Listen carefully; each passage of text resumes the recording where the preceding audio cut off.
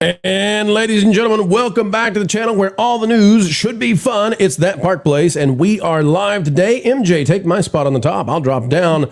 Folks, though, it's time to drop it down with a nice beverage, whatever you have. It's time to click it and sip it. Click that like button. We need you to do so, and then raise your glass, your mug to the air like you just don't care. Oh, yeah, we're feeling good. Happy Monday. And take a sip with us right now. Yes. Cheers to coffee. Mm-hmm. Cheers to coffee, ladies and gentlemen, and welcome, welcome, welcome, one and all. If you've not been paying attention, I'm no longer a still image. So, you know who else is not a still image? This guy, Ron Bradley. Ron, welcome. Hey. I was in the wrong. I clicked the wrong thing. You know Yeah. how many They're times waiting. that's happened to me? I was waiting backstage. I'm like, what's going on? What's going on? And then I look up and I'm like, ended. Wait, what am I? You're in the That's wrong happened to waiting me room, huh? so much. It happens, Ron. It happens. By the way, I want to say a big hello, howdy, and welcome to everybody out there joining us right now as we are nearing 100 out there in the chat. And what a pleasure it is to have you out there. Of course, Pro is on camera, will be forevermore. And we're happy to have each and every one of you out there joining us today. All right, well, let's get at it. Let's see. Folks, we need, 20 super chats today. 20 super chats is all we need to hit that goal. And what are we going to do when we hit the 20? We're going to give gifted memberships to you. All right? Well, to you and everybody. So let's get those gifted memberships out there and let's get ready. Let's get set. Let's go. Turn it green. Oh my gosh. you Oh, did not. boy. Here we go. Oh, Here we go. It's meme time, ladies and gentlemen. oh. Look at Ron over there. Mr. Look, Ron is a buff fellow, though. That's about right. You know, look at those biceps. Look at those triceps. He's no He Popeye. nailed it with the LED lights in the back in the same picture frame, and He did. all he's missing is did. the fish tank, but he's got the lava lamp. He's looking good. He's looking good. Folks, something that's not looking good, and we're going to talk about this on the Pro Show later. I got to play this for you. You got to see it. Everything is awful. It's the new song that's tearing up the airwaves out there, taking on Karen Bass. And, of course, she's the mayor of L.A., and there's a big race for mayor and governor and all those kind of things. And this is the first time that AI has really been used in the way that, we've said it would and said it will. And so I thought you all would enjoy this as a kickoff. You know, we're not a political channel. I'm not showing this to be political. But Disneyland's in Anaheim. It's in California. And so many of our favorite theme parks are in California. And they're suffering too. And tourism of Hollywood is suffering. And, well, there's a politician who's using that to his advantage. Here we go. Everything is awful. Everything is hell when you're part of the scene. Karen Bass is awful and burning down our streets. Dirty needles, human waste. We just named two awful things. A stolen car, a burned down house. You know what's awful? Everything. Mom's in shock. Hit the locks. A camp of addicts down the block. Lots of tents, a very big mess. Awful scenes are not the best. Camps, traps, and crap. They're awful. Crack, smack, and shacks. They're awful. Slums and scum and bums. That's awful. Everything you see or smell or I have touch enough is coffee. awful. Karen Bass is awful. Everything is hell when you're part of her scene. Everything is awful. And she's killing our dreams. Whoa! Wait, somebody's fighting back now. Standing up and taking flack now.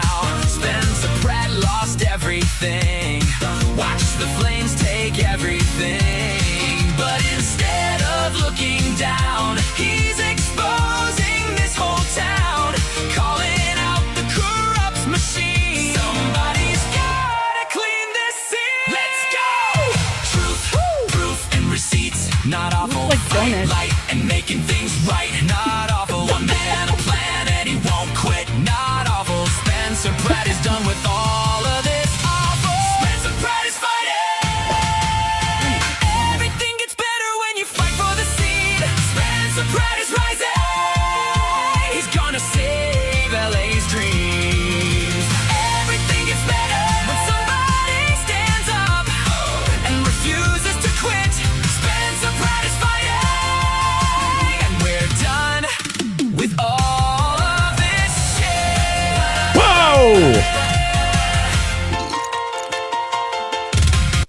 I don't Chances think we just got hit with a caffeinated enough. copyright, maybe.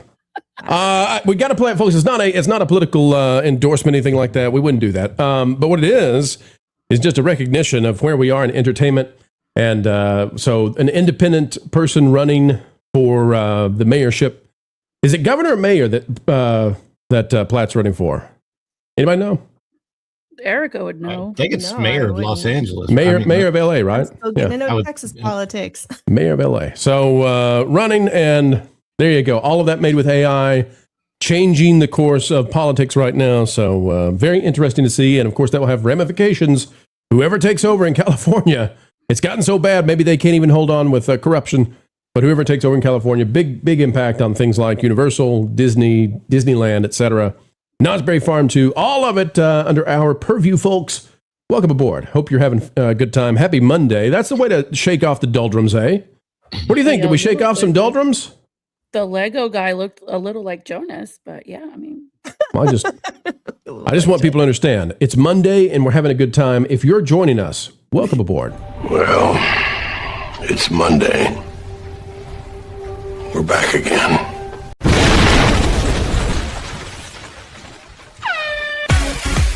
It's Monday, boys and girls, let's party!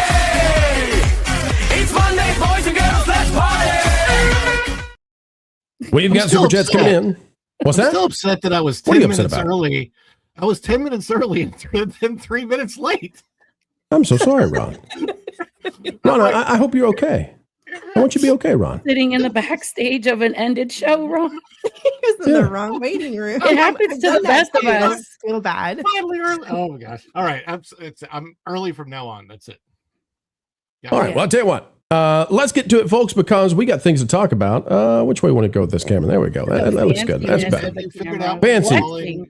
Fancy this Flexing. schmancy. Still a little off. Goodness. There we go. What's your That's name better. for the camera pro? Did you get? a People name have said for I it? should call it the sizzle cam. I'm not so sure about that. I don't know if we go with sizzle cam. GoPro.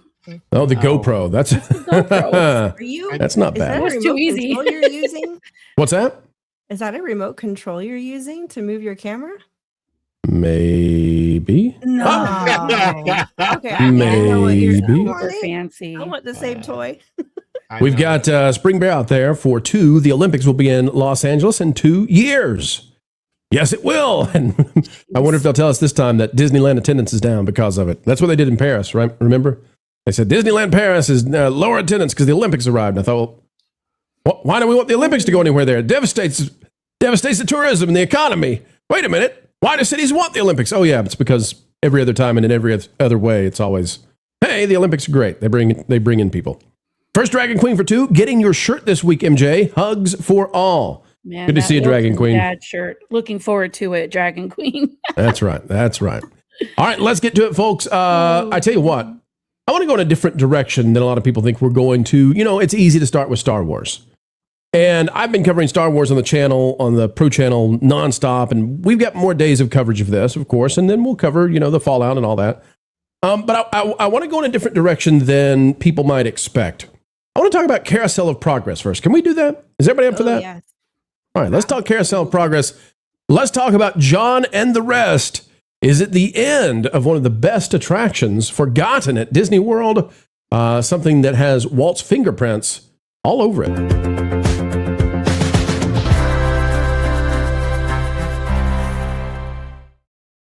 Ladies and gentlemen, out of thatparkplace.com, the website that if you're not yet bookmarked to, well, you should be by Cham Lee. Carousel of Progress updates may go far beyond animatronic Walt Edition. Are big changes coming? Now, we know actually that they are. Another classic Disney attraction is getting an overhaul. Walt Disney World has confirmed that major updates are coming to Walt Disney World's Carousel of Progress in Tomorrowland at Magic Kingdom.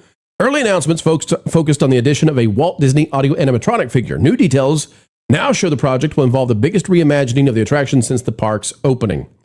Here are the new scenes that we're going to have. And July 5th of this year is the final day to experience the current version of Carousel of Progress, which, even though they've made changes, it's still essentially the skeleton of the original Carousel has been there. That will be no more. The attraction will reopen in 2027, and the new scenes are the moon landing in 1969, Halloween night in 1985, New Year's Eve in 1999, and here's where I think we get into some trouble. The possible future. And I've heard some people describe this as the hopeful future, right? But I think we could run into some trubs here. And I'm going to miss John and his missing hand that so often goes elsewhere. I'm not going to miss this version. It's a little bit weird. And the turkey joke, I will admit, has run its course. But we'll put up some ways they're going to reimagine this in just a minute. But panel, here's the issue I see. With the speed that AI is moving and the speed that technology is moving, and the pessimism that I feel is coming from Disney regarding the future, the seas are rising, the climate's changing, we're a virus on the earth. I worry that in 5 years, that future scene will be outdated, which the current one is badly outdated. I admit that. But I worry that, like, if they just have, a robot in the corner and a fireplace like they're showing, I don't know how that's going to go if in 5 to 10 years we've already bypassed the future scene. So, panel, what do you think? Is this wise? Is it a good idea? Is it a bad idea? Should it just have gotten a refresh? What do you think about this change they're going with? I don't like it. Nope. Tell us why. I don't like that they're taking away really significant points in time where we had these great inventions like electricity and travel, the telephone. And why does everything have to be so modern day? Anything they're bringing to the table in the concept art is just, I find it boring. We already have all this stuff. We've been living in this era, or these eras, for years. It's been the present for the last 60 years. And I think kids appreciate, and even I do, even when I was a kid, yesteryears, those eras before we were born. It's fascinating how people lived and what was pioneered, and a sense of gratefulness to people like Thomas Edison, that gets mentioned. They're completely stripping that kind of history. And you don't find that in theme parks. This is what separated Disney from all other theme parks. And I don't know why they just continue it. They're just on this, I want to say like a warpath almost. They just want to strip their parks, even Epcot, of anything that's entertaining, but it's educational too, and it's fun. That's just me. No, I'm with you. And I want to give them credit where credit is due. The Rock and Roller Coaster Muppets edition is not terrible. It's not bad. But there have been so many bad things that they've done recently, and I think people are worried when we see what happened to Rivers of America, and now it's Carousel of Progress, and people want to say, are you preserving the spirit of Walt, or are you just destroying everything? Like, are you just modernizing it? And modern might not be good. I worry about the same things you're talking about. I really find, that losing the advent of electricity and what that did with the world, I think that's like at least that scene I would like to have preserved. I would like, the breaker box, flipping and the whole neighborhood going. I think that's important because it takes us back to Edison. And I think once you lose that Edisonian feel, you actually lose Walt, because that's the time of Walt, and that's what Walt experienced. I also like the mention of how they advanced with train travel, and then it went into automobiles, and then air travel. We're going to lose that too. And I love the mention of people flying. It'll never happen is one of my favorite scenes and lines. People flying, it'll never happen. It's just so cozy. This is the scene though that I wish we were not losing, because I think it's so important, because it is what Walt himself, what he experienced. So, you got to think, starting in 1969, what does that mean? It means that everything from this new version will be post-Walt. Mm-hmm. And this is Walt's ride. And so that's one of my fears. And then, of course, the other fear is that the final scene, the hopeful future, I'm afraid that right now society doesn't agree about what the future should be. And I think that there's some out there who are terribly underselling what kind of future we could have. And so I worry, that the current crop of Imagineers, just having come out of their liberal art schools, are going to go to the writing board to figure out the future and be like, pestilence is on the way. If we can survive that, we're A-okay. I don't know. There's a giant debate. It's the mistrust WDI has shown us this past decade. So everyone is very skeptical. As soon as they hear, oh, this is going to close for a retheming, everyone's ears go up and they're like, wait a minute, what are they going to do to it? Are they going to destroy it? This ride? This attraction is a memorabilia of Walt Disney himself. He had his hands on it. He wrote it. He, had everything to do with the animatronics on this. That's all his design and creation. And because of that, I will say it again because Vash actually said it, and he said it perfectly. This needs to go in an archive in Disneyland, California. If they're going to be retheming this and taking out scenes, they need to be preserved in Disneyland, which is the home theme park of Walt Disney, in respect to Walt, because at the end of the day, this is his world. This is his dream. This is his creativity. But I understand why this is happening because, again, they have continuously shown us if it's not being monetized, we're going to redo it and we're going to put lightning lanes. And that's their way of fixing it because their thing is, how do we monetize it? How do we get a lightning lane on this? If you think about it, we were just there May 2nd. We enjoyed this very much as a family, but let's be honest, it was empty. There was maybe 20 people in the theater. Right. And that's the problem. And that's why they're putting their hands on. And I jinxed it, darn it. When we left that day, I go, you know what? This ride is ancient and it's still here. I'm like, how long is this going to be here for? And that's Rover's still wagging his tail, MJ. The tornado warnings began and the thunder started roaring and we left early because of the weather. It was like the wrath of Walt. John may lose his hand, but Rover never stops wagging that tail. It's the ugly truth. Pattern. There, you bring up a good point. There's a pattern. It was the same thing with Rivers of America, because they saw not a whole lot of traffic going there. They decided it needed an overhaul, and the overhaul that we're getting is going to be, monetized with Lightning Lane. So that's at this point they're getting quickly predictable. Mm-hmm. Quickly predictable, indeed. They can't lightning lane this thing, though. I can't imagine it. I was going to say. So, but what do you think, Ron? What do you think about the whole thing? I am torn, honestly. Every scene that exists needs to be preserved somewhere, somehow. If they can possibly move it to Disneyland or do something, there has been progress from the turn of the 20th century, then the turn of the 21st century. It was kind of jarring because I think it went from like the 1950s to like the future. So it skipped everything that it's now going to feature. It's going to be interesting. I wonder, my biggest concern is, are they going to wokeify this thing? Are they going to change characteristics of the family and stuff like that? Right, because we don't agree on where we want to go as a society to the future. There's a bifurcation. Now, I think it's a 60, 40, 70, 30. But the people who run Disney probably aren't part of, the mainstream in terms of where we want to go.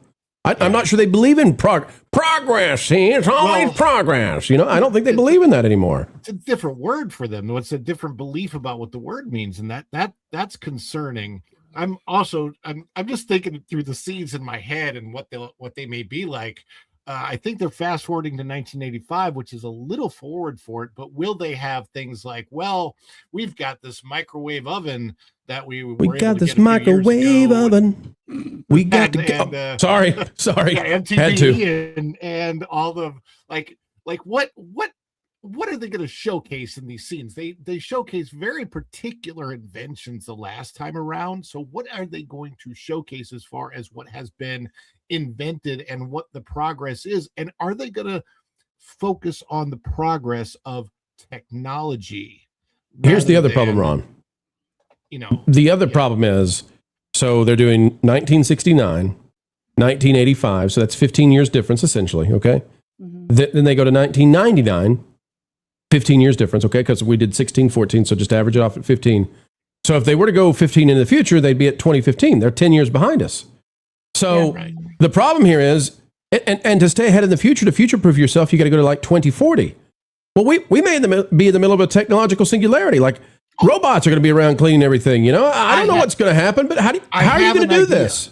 I have an idea for them. He has an idea. I'm throwing this out to WDI. If you're watching this, if you're listening to this, so you fast forward to the year maybe 2050, 2055, and then you have the dad or whoever saying, "Wow, and it's really, really great because Cars Land is supposed to open this year."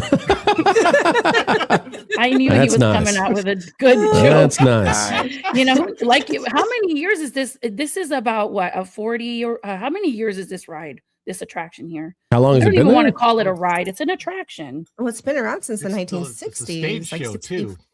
Yeah, it's a theater show. It's an excellent place to World's Fair, to relax and cool down. And 55, somewhere around there. Ron, when was the World's Fair that this debuted at? I don't remember now. Oh, it was 1964. He got 1964. Yeah. Okay, so it's about 30. It's under 40 years old, and everyone is still enjoying it. I have 2 small children, and they were giggling and laughing, and they enjoyed the heck out of the show. It's just a great attract. They don't need to touch it, but they will. And I have no clue what kind of scenes they're going to add to. I'm right with you, Ron and Erica. I don't know what kind of. And some of this stuff is found in Epcot, right? In Spaceship Earth, if my understanding. Well, they got the moon landing captured there in Spaceship Earth. Okay. Okay. So here's the other fun thing. Like, all right, who are we going to diversify? Right? Yeah. And I don't have a problem in the world with diversity. I mean, I want everybody represented. I want every person is divinely important. So, but I know Disney. Like, how are we gonna take this family and turn them as diverse as possible? I just don't know. But I wonder is John? What's John's last name? Do we know what the family's name is? Wouldn't it be funny if suddenly they're Brazilian to satisfy the Brazilian tour groups, which we love the Brazilians out there, okay? But it's just fun to think about. And, Junior brought his boyfriend home from college. There you go. That's right. You know, it's really going to suck because in the beginning of the show, the introduction talks about Walt's vision and how many awards this attraction won and all the things Walt and how his vision for the American family, that beautiful introduction as the curtains go up, that's going to have to go because if they're going to redo all the scenes, it's not Walt's creation anymore, right? And then the song, you guys keep saying, oh yeah, they're going to keep the song. Are they? There's a great, big, beautiful Josh tomorrow, changing up every single thing. There was a different song that they used for trash a around the theme park. Back before the refurb in '94, I think there was a different song that was what was it called? I don't remember now, but there was a different song for a little bit. So it's gone through a few different iterations, but Great Big Beautiful Tomorrow is a Sherman Brothers song, right? Yeah. So it's got to stay. Got to stay. It's got to stay. We don't. All right, Josh. Tomorrow, let's see what you come up with. Let's see what the new leads at Disney do. Do we get Muppets or do we get Trash Mountain? I don't know, but folks, we'll keep track of it for you.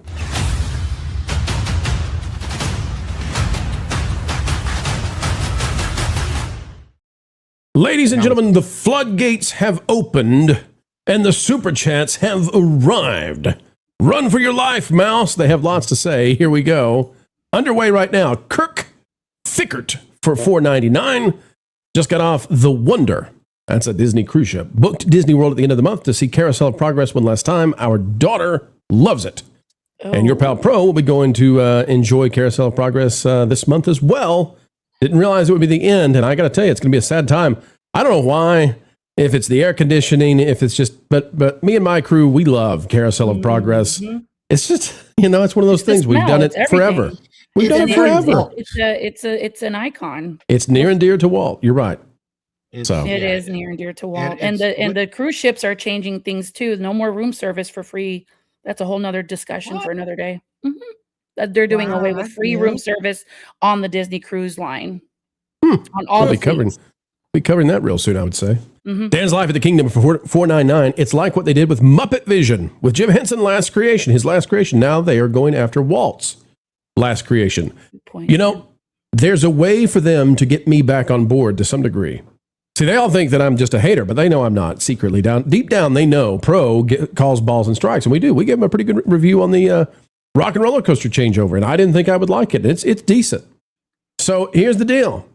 And the parade at Magic Kingdom, a lot of people hate on it. I recognize the Imagineers did about the best they could, that it's operations actually that's standing in the way of having a full-blown awesome parade. Sorry, operations, we're hammering you on that one, but it's the case. So in terms of this one, we'll see, but they can fix the Muppet thing, and they can get me back more on board if they would just put Muppet Vision in the theater where Villains is right now, make that a Muppet's Courtyard, including Rock and Roller Coaster. Jim Henson's greatest work is back in the parks. People are happy. It can't be expensive. You got to change Villains anyway because nobody likes that Villains attraction. It's awful. We'll see. Put the Miss Piggy fountain while you're at it. Yeah. Bring it back. And the balloon. That big balloon. For moi. Freedom Seeker for $4.99. They are adding Walt to the ride while actually completely removing him. Current WDI at its best. Oh, it's scary. Ken Reihart for $2. At least it's not the carousel of progressives. Ken, how about we not give them ideas, okay? Oh my gosh, please. We've got call sign Bob for $5. What about Bob? Maybe an unpopular opinion. Do like Disneyland Paris, rebrand Tomorrowland as Discoveryland or something and keep the Carousel of Progress as the time capsule it is. Exactly. Yeah. So that idea is to go to the who's the guy who wrote The Time Machine? Why is that escaping me right now? Anyway, go to that style of retro future. I like it. I like it a lot. I have no idea why that won't come to my mind. It'll come back when I don't need it. Go and Shogi, member for 25 months. What's that, Ron? H.G. Wells. Thank you. Go and Shogi, member for 25 months. It's not the necessary downgrade they need. It's the necessary downgrade they deserve. Imagineers probably. Well, yes, everybody out there agreeing. H.G. Wells. So just remember they're going to be designing this from the Star Cruiser bunker turned into a windowless office space. Oh dear Lord. They will be. On that. They will be. That's where they'll be doing this. Jeez. England DG for $5. It's a great progressive day tomorrow. Antifa protesting every day. Da-da-da-da. It's a great progressive day tomorrow. Throwing all the tax money away. There you go. Very good song. Another jingle. England for $5. Zier has a dream, and that's the start. Get a septum ring, it's the starting part. And when communism is reality, it will be the best for you and me. Oh my gosh. Wow. I forgot I can't drink anything when I'm on the show. Yeah, I can't drink a thing. All right, folks, thank you for the super chats. Let's keep going and going. We're 6 out of 20 right now, and we'll gift out those memberships.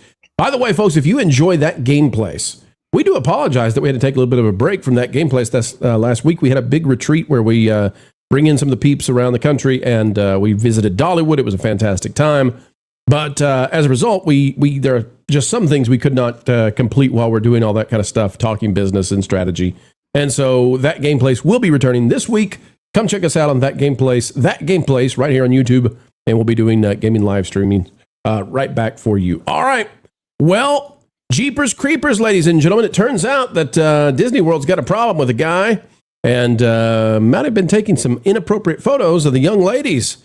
What do you need to do to keep yourselves safe and keep your family members safe? We'll talk about it right now.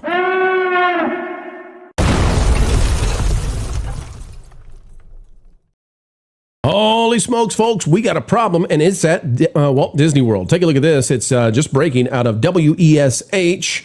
That's Orlando. And Channel 2, Allison Petro writes this one, says a 21-year-old man visiting Walt Disney World was arrested Tuesday night after deputies said he admitted to secretly recording underneath a woman's attire while waiting in line for a ride at Magic Kingdom. According to an arrest affidavit from the Orange County Sheriff's Office, deputies responded around 8:12 p.m. Tuesday to Magic Kingdom at Walt Disney World regarding a suspicious incident later determined to be digital, and we can't say the word because we're on YouTube. The woman told investigators she was standing in line for an attraction when she heard noises behind her and turned around to see a man crouched on his hands and knees near her feet holding a cell phone angled upward beneath her. Let's just say not the best way if you're wanting to act in an indecent manner. That is, I would say that's rather obvious if you're going to commit a crime, you know? You might as well just hold up a giant sign when you walk into the store and say, I'm the robber. Here's my address. Come get me. I mean, seriously, your hands and knees. What do you... One, it was wrong to do it in the first place. Two, you're a moron for doing it this way. You're crazy.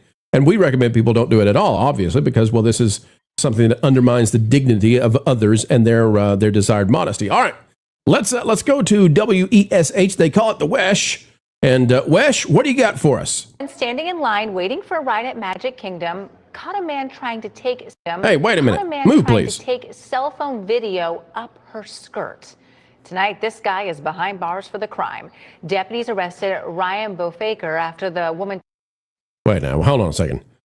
The last name has got to be Boufakir, right? It can't be Bouffaker. That's just too. You know what? I like it even better that way. You're right. We're going with Bouffaker now. For the crime. Deputies arrested Ryan Bofaker after the woman told Disney security that she was waiting for the Tron ride Tuesday night when she actually heard something behind her. She told deputies she turned to find that suspect on his knees, pointing his phone camera up her skirt. She confronted him and then reported him to security. He is charged with digital voyeurism and is being held on a $2,500 bond. I mean, what in the world? Ron, let me go to you first. I want to ask the ladies in just a second how to stay safe in the parks and in public. How do we prevent this? But Ron, how often you've got a history as a cast member? Ron, how often do these sorts of things come up? Because this is so obvious and stupid. I mean, there's just you get a stupid award for this one. Fortunately, not often. I mean, that's the good news that I don't really. I mean that there was an incident where there was an actual cast member in Galaxy's Edge, I think, doing something like that a few years ago. I don't know the exact circumstances of it, but how would a cast member? They're not even allowed to have their phones out. How would a cast member even do that? I have no idea. Okay. But, what I can tell you about this story, because I've been watching this, there's a worse aspect to this story. I don't know if you really to it. Yes. Really. Tell me about Bouffaker. Ryan was there on a school trip as a chaperone. Oh. He was a band chaperone. And I want to say that this particular school group, and I could be wrong, but I think that when I was out at Animal Kingdom on Thursday, I might have actually seen the school group. I'm not sure when the incident happened. Because I know it happened in Magic Kingdom. Wait a minute, Ron. I got a question about this. Is there any chance then that this individual was taking the inappropriate images of someone that he knew or was from the school? Is that possible, or is this? I think that in this incident it wasn't, but that's the thing you got to look at. The reason I'm bringing it up is because a parent, I know. But I have been I've been a school chaperone, right, on a number of field trips for my sons, and you go through a vetting process for this, and that's what is so surprising to me, that this guy passed any kind of a vetting process and then was allowed to do this. He's on a school trip. Well, he won't anymore because his background check will. Yeah, his background check will be flagged from now on. So and it's really bad. Like this.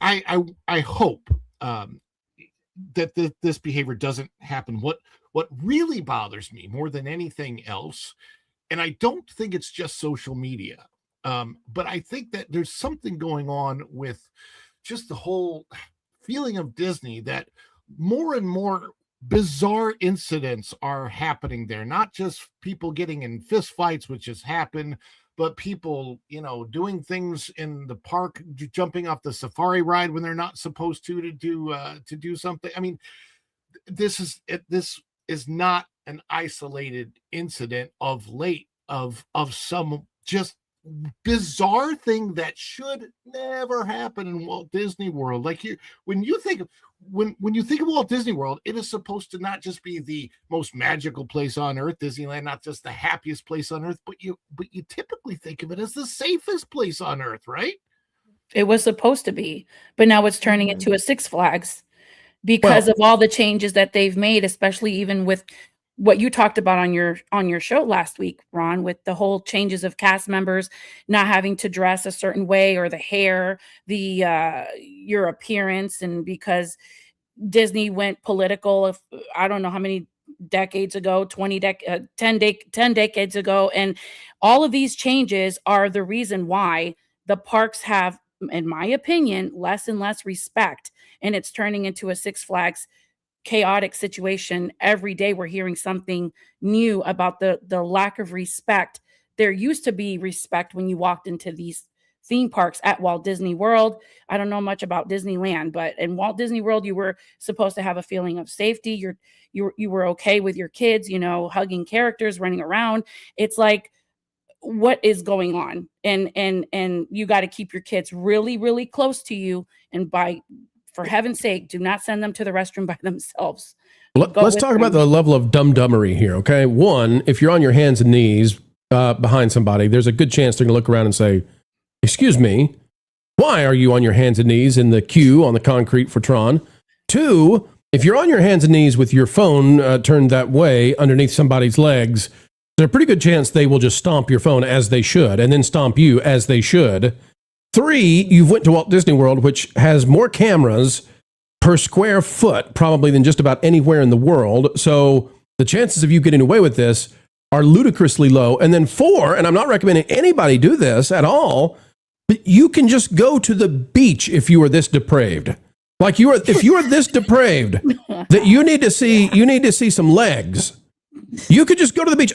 Folks, you could walk around along the ocean and you will see the same things and you don't go to jail. But you chose to go to Disney World and find a way to go to jail. To be stupid. To be totally stupid. Now, I'm not trying to denigrate what happened. I'm just saying, like, this is a level of dumb-dumbery that is mind-blowing. And I have to put the caveat out there, we always do, innocent until proven guilty. But you're also on your hands and knees, and so we could talk about attire all day long. Erica and we've had Ron a lot says of in the conversations. Ron says in the background, this guy admitted to it. So about women and the attire that they wear. It's so funny because we're going from Carousel of Progress to, remember when women used to wear dresses and they would, like in the 1920s. Why don't you two walk us through how to stay safe on this? Like what should ladies do for the viewers who are watching and their families? What do we do to stay safe from the creepers? Because Jeepers Creepers, these people they're just awful. And they're surely at Disney World, there can't be many of them, but 1 in 10,000, right? How do we protect our ladies from these kinds of experiences? Wear appropriate shorts. And I don't mean crazy short shorts where your cheeks are hanging out, but wear not these cheeks. Shorts. Okay, gotcha. Understand. Yeah. I've seen actually just recently on Instagram, it came through this guy. There was a video of a woman at Disney. I think she was at Epcot, and she was a big girl. And her skirt, she had one of those like tennis skirts, and it was so short. You could literally see her undercarriage, and she was pushing a stroller, and she had her husband next to her. And of course, this guy has something to say about dressing appropriately at Disney. That was the most kind and modest way I've ever heard anybody describe what it is you saw, Erica, to say her undercarriage was showing. I want to congratulate you, Erica. You have succeeded in the way that YouTube must work. Glad I could help.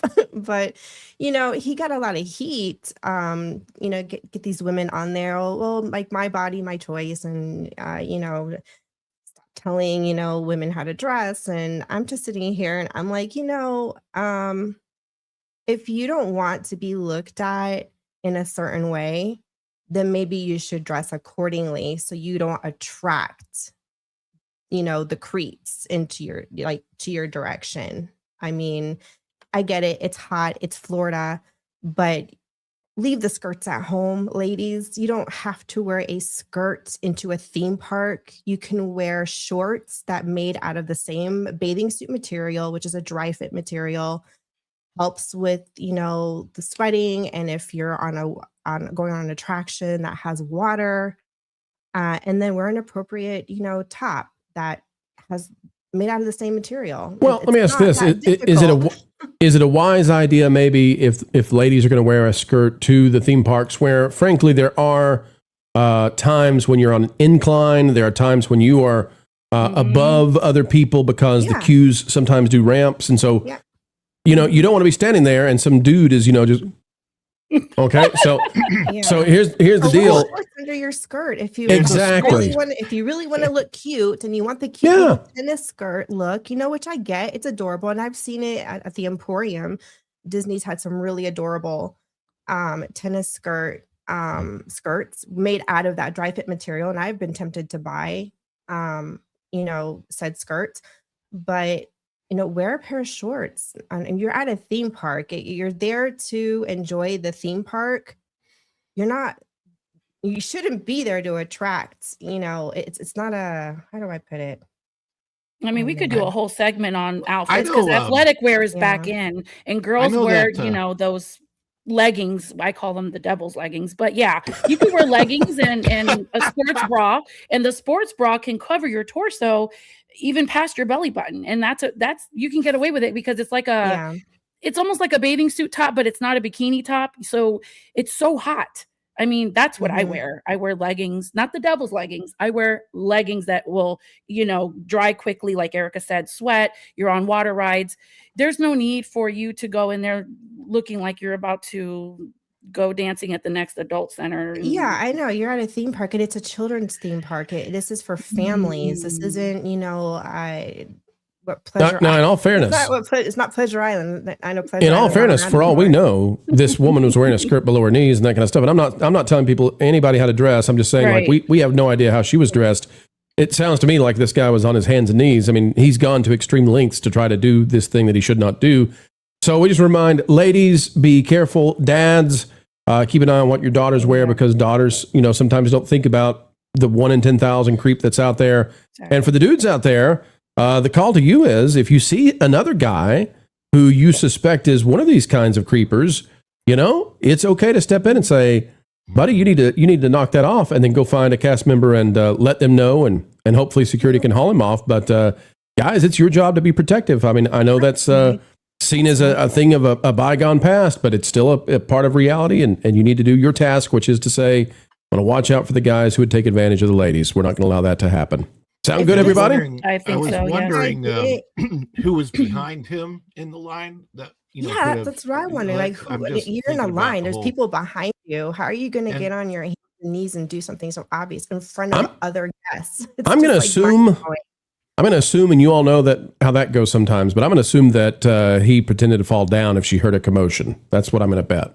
Oh, whoops a daisy. That scene in the movie Splash, when the dad just or the husband of the lady, he comes and he just punches him right in the face. Yeah. Oh man, that's just playing in my head right now. That's because my hubby would have done that. I'm telling you. Disney. Well, if you're down there on your hands and knees doing that, and any kind of a appropriate guy sees you doing it towards his lady, his daughter, etc., you're in prime shoe territory. I mean, the toes of that shoe are going to feel real tasty, and you're going to taste it for a long time, I think, if you pull that with most guys and girls. So, folks, there you go. Stay safe. Creepers are lurking, apparently, at the House of Mouse.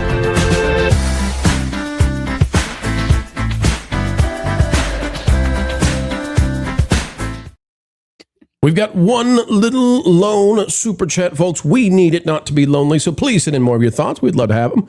Spring 91 Bear, they call him the Cherokee for 2. WDW, that's Pro, is becoming the BTS of a Dan. Whoa, no, it's not Pro. It's Disney World itself, not Pro. I didn't read the whole thing. No. Whoa. Walt Disney World, not Pro, is becoming the BTS. I don't know about you guys, but it's so refreshing to see Pro in his element with his hand movements. And, yeah, isn't it? Reaction. Yeah. All of a sudden, Pro has become Italian. Yeah. What are you doing here? What are you doing? Uh-oh. Sorry, I was just checking to see if I was sprouting lots of hair yet. All right. Those Italians, I tell you. All right, ladies and gentlemen, we've got another story. We got to hit it because it's what everybody's talking about today. The second weekend over for The Mandalorian and Grogu, and the drop-off is real. We're not a movie channel here, but what we need to talk about is the effect on the theme park. So how about it? Is Star Wars actually damaging Walt Disney World and Disneyland now? It's showtime! Straight from the heart of the park.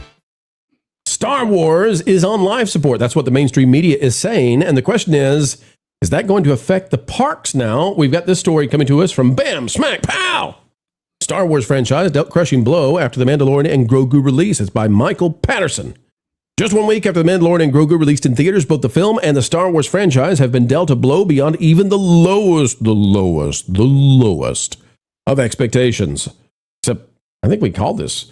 It goes without saying that there are few titans quite like the Star Wars franchise, one of the oldest series in Hollywood history, blah, blah. Everybody knows about that. Okay, let's just go out. The Mando and Grogu dropped 70% in week 2 behind indie horror films made by YouTubers at the box office. The numbers are in, and The Mandalorian and Grogu has been dethroned at the top of the box office, but the Star Wars movie losing its number 1 spot at the box office isn't the story. Losing second place is, though. The film fell to third place in its second weekend, bringing in $25 million, behind Obsession's $26.4 million, and I believe Obsession was made for about $1 million, and Backroom's stunning $81 million debut. Backroom's made for, I believe, $10 million. All right, now, we could go into the box office, and there are lots of channels doing it, including my own. There's nothing wrong with doing so. However, it is our job to cover theme parks here on That Park Place, and theme parks we shall cover. Panel, with this kind of a drop-off, you know, they just switched Smuggler's Run to be based on Mandalorian and Grogu.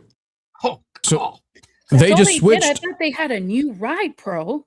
They just switched it to be based on a dead IP. This would be like if they had switched the Indiana Jones Stunt Show Spectacular to Dial of Destiny. Oh wait, it would be worse because Dial of Destiny made about $500 million, and this is going to make probably $350. No, here's what gets me. It's the fact that this movie flunked next to one that was filmed in a house. With how much was the budget for Obsession? Obsession is less than $1 million. An indie horror film that was practically made at someone's home. And if you saw the back, Ron, do you want to make a movie sometime? Could we make a movie? Now that I know what we can do it for. They were on the run to that. I'm like, what? That just tells you everything you need to know. So here's the question then. Is Star Wars so damaged at this point that it's actually going to affect the parks? Because if Mando is the thing at Smuggler's Run, who cares about Smuggler's Run? This is a dead property. If the sequel trilogy is the basis of Rise of the Resistance, who cares? So I think they've either got to switch back to the original characters, the original trilogy, or this land is actually harming Disneyland and Walt Disney World. And I'm curious what the panel thinks about that. Well, they look with the Mandalorian and Grogu season 3, like just really killed the progress of that show, the Mandalorian, and obviously firing Gina Carano and backlash from that and all kinds of stuff. I mean, you think about what this movie had the potential to be. Let's say that the Baby Yoda had gone off the train with Luke. You didn't know anything about him. And this movie ended up being about needing to rescue Baby Yoda, and then and if that were what this movie was about, he's going to go on a fetch quest. He's going to try to find Yoda, Grogu, and bring him back. And then when he does, he's brought back to her by Cara Dune and Gina Carano. It's a surprise thing, and it shows up. I mean, like everybody would be talking about it, and the people, even the haters, would have to go see it to want to know about that. I mean, that's what's so sad is that there was potential, and the same thing with Galaxy's Edge. It's when you have all of this potential and it just has been squandered. And I said this before.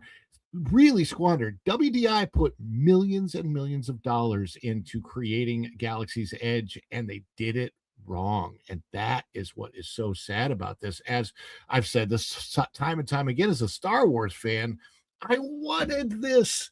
When it was announced in 2015, I wanted this to be like the greatest thing ever. I loved going to Star Wars weekends. I loved the lore.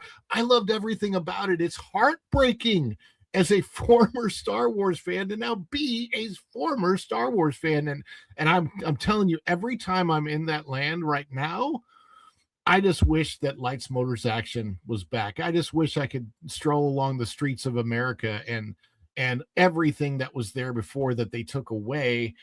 It's really heartbreaking. I can't imagine back then that they were thinking we want to ruin the park. They had to be thinking we're making improvements. This is going to make it better.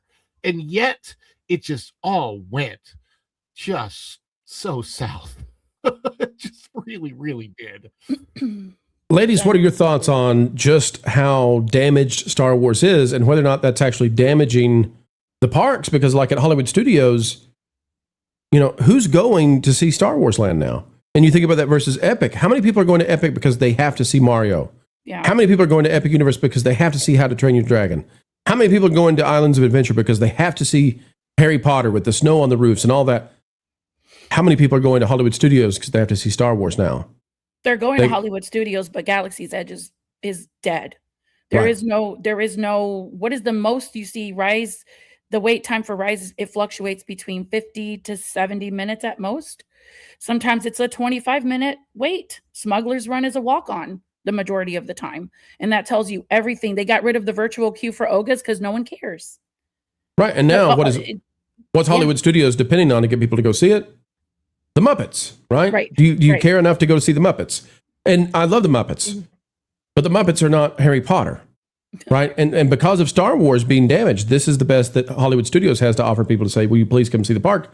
And then Monsters, Inc. But you know, how many people are like, oh man, Monsters, Inc. I gotta get the Mike Wazowski single giant contact lens to go on my face. Mike Wazowski versus all the wands at Harry Potter and you gotta have the power bands for Mario. And I just think that Star Wars, the destruction of this franchise, Erica, has really damaged the entire thing they planned for both Disneyland and Hollywood Studios. Well, it doesn't help, that's for sure. I think people will still go to Disney because it's Disney. I think the vast majority of people, when they hear the name Disney, they don't equate it immediately to Star Wars. They equate it to like Mickey and the Fab Five. They think of Magic Kingdom first, and then maybe Epcot secondary if you're thinking Walt Disney World. I think people will still go, but to your point, you put the choice in front of a family, what Universal Studios is offering with Epic Universe and Disney World. It's really hard to say no to the IPs that Universal has brought to the table, especially for kids. You put it out to most kids. I think nowadays most kids are going to choose the Universal parks because those are the IPs they're more familiar with. Then Disney hasn't really done anything for Gen Alpha and younger Gen Z to really entice them.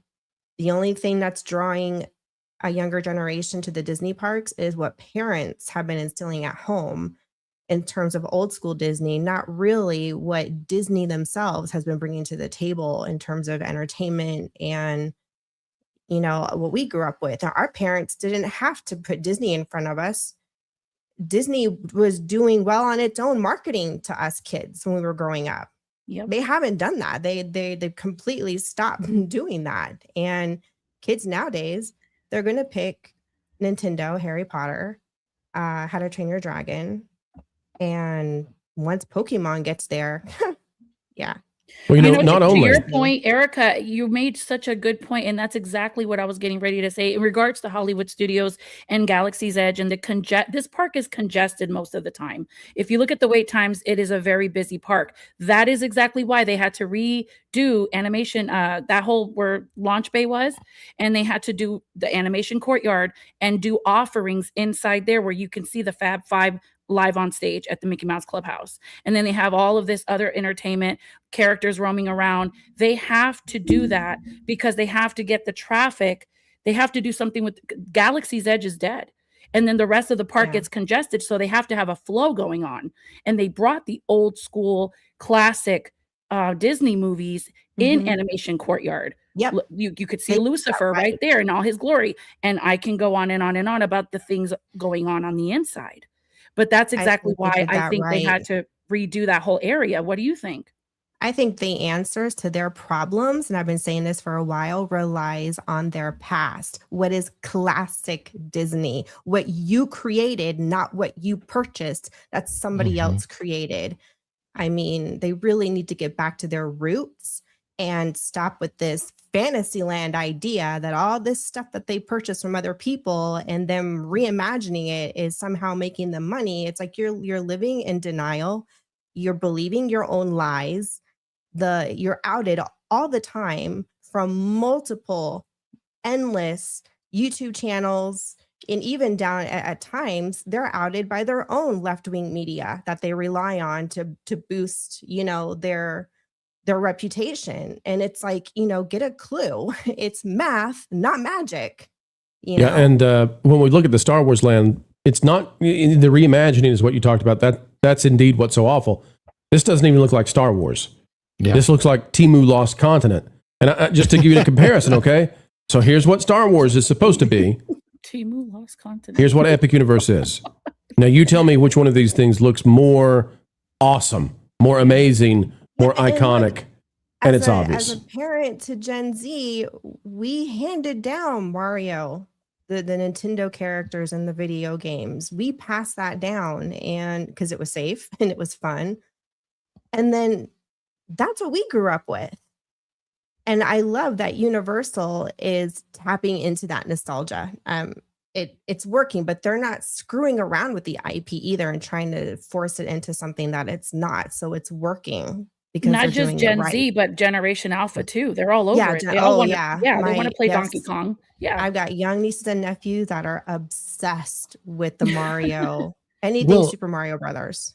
It's an IP that has stayed around for decades and has proven that it will likely stay around for decades.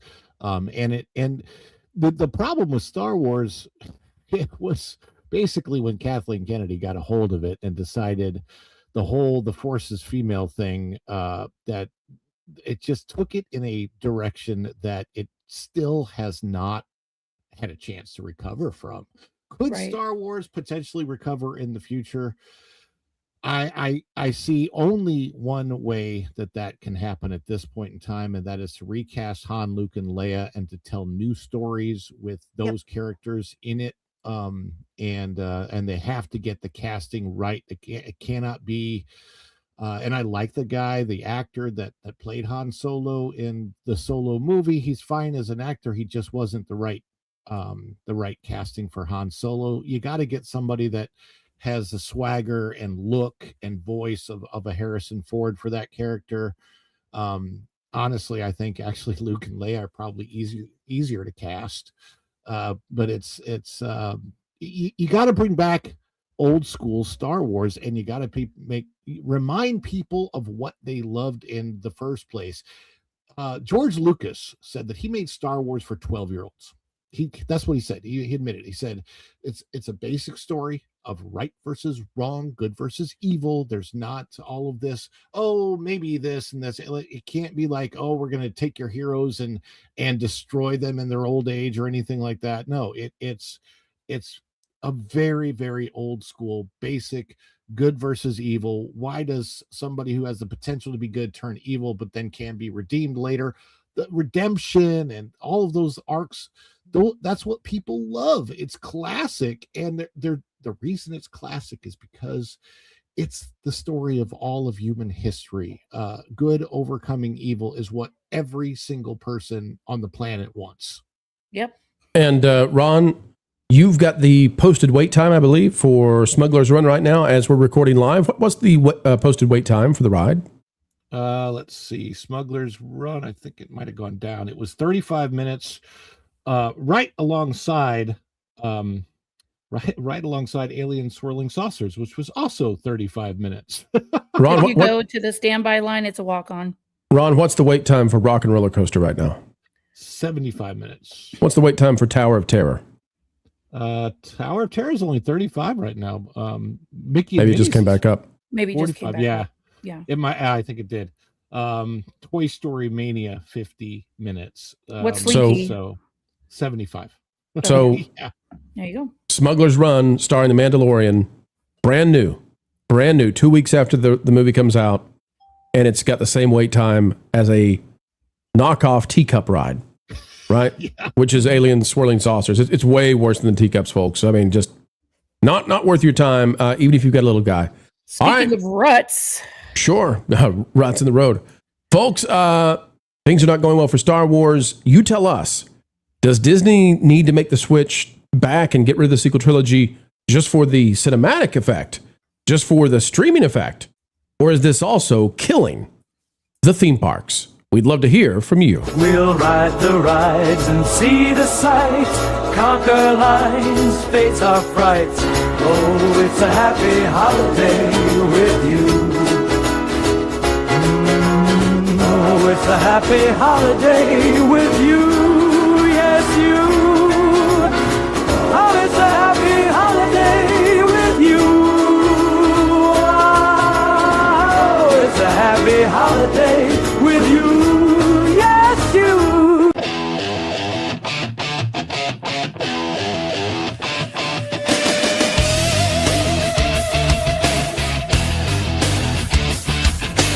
Purple potatoes, fried green tomatoes, arugula.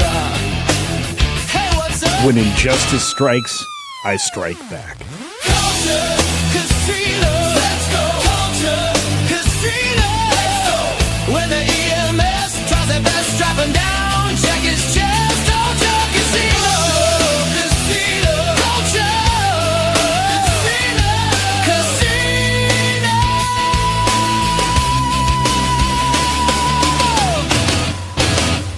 Culture Casino. Let's go. Let's go. Culture Casino. Casino. When injustice strikes, I strike back. Flame-throwing bears can't keep the man down. Bearded and burning, it's a Campione town. Kumquats and roses, snap peas and lotus, watch the jugular. Culture Casino. Let's go. Culture Casino. Let's go. When the EMS tries their best, strap him down, check his chest. Culture Casino.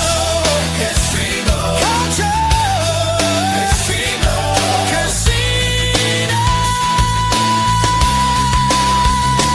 Casino. I didn't kill Han Solo. Wokeness killed Han Solo. And look who's here. Look who's here. The man we hold dear to our hearts, Culture Casino, ladies and gentlemen. Culture, welcome. Well, good morning, everyone. Thanks for having me. It's good to see you all. I've seen some of you recently. Yes. And, Yes, you it have. was a Hey, good time. Good Culture. time was had by me. Yeah. Culture, would you come down here, please? Okay. Thank you. Yes. Hey, buddy, how you doing? I'm good. I'm good. You. Good to see you. You know what? You, Hey, you bring it look. You look dapper. Bring it in. Bring it in. Hang on. I don't know how to do this. The mic's right in front of me. There's He's gonna there's lean nothing I can do. he was just watering your plants the other day. I was trying to figure that out. I was like, well, I can lean in between the lava lamp to go for this, but it's not going to work. I got a chance to water your plants. So Yeah. Hey, Culture. Yeah. You, as part of our travels across the East Coast, you got to go to Dollywood.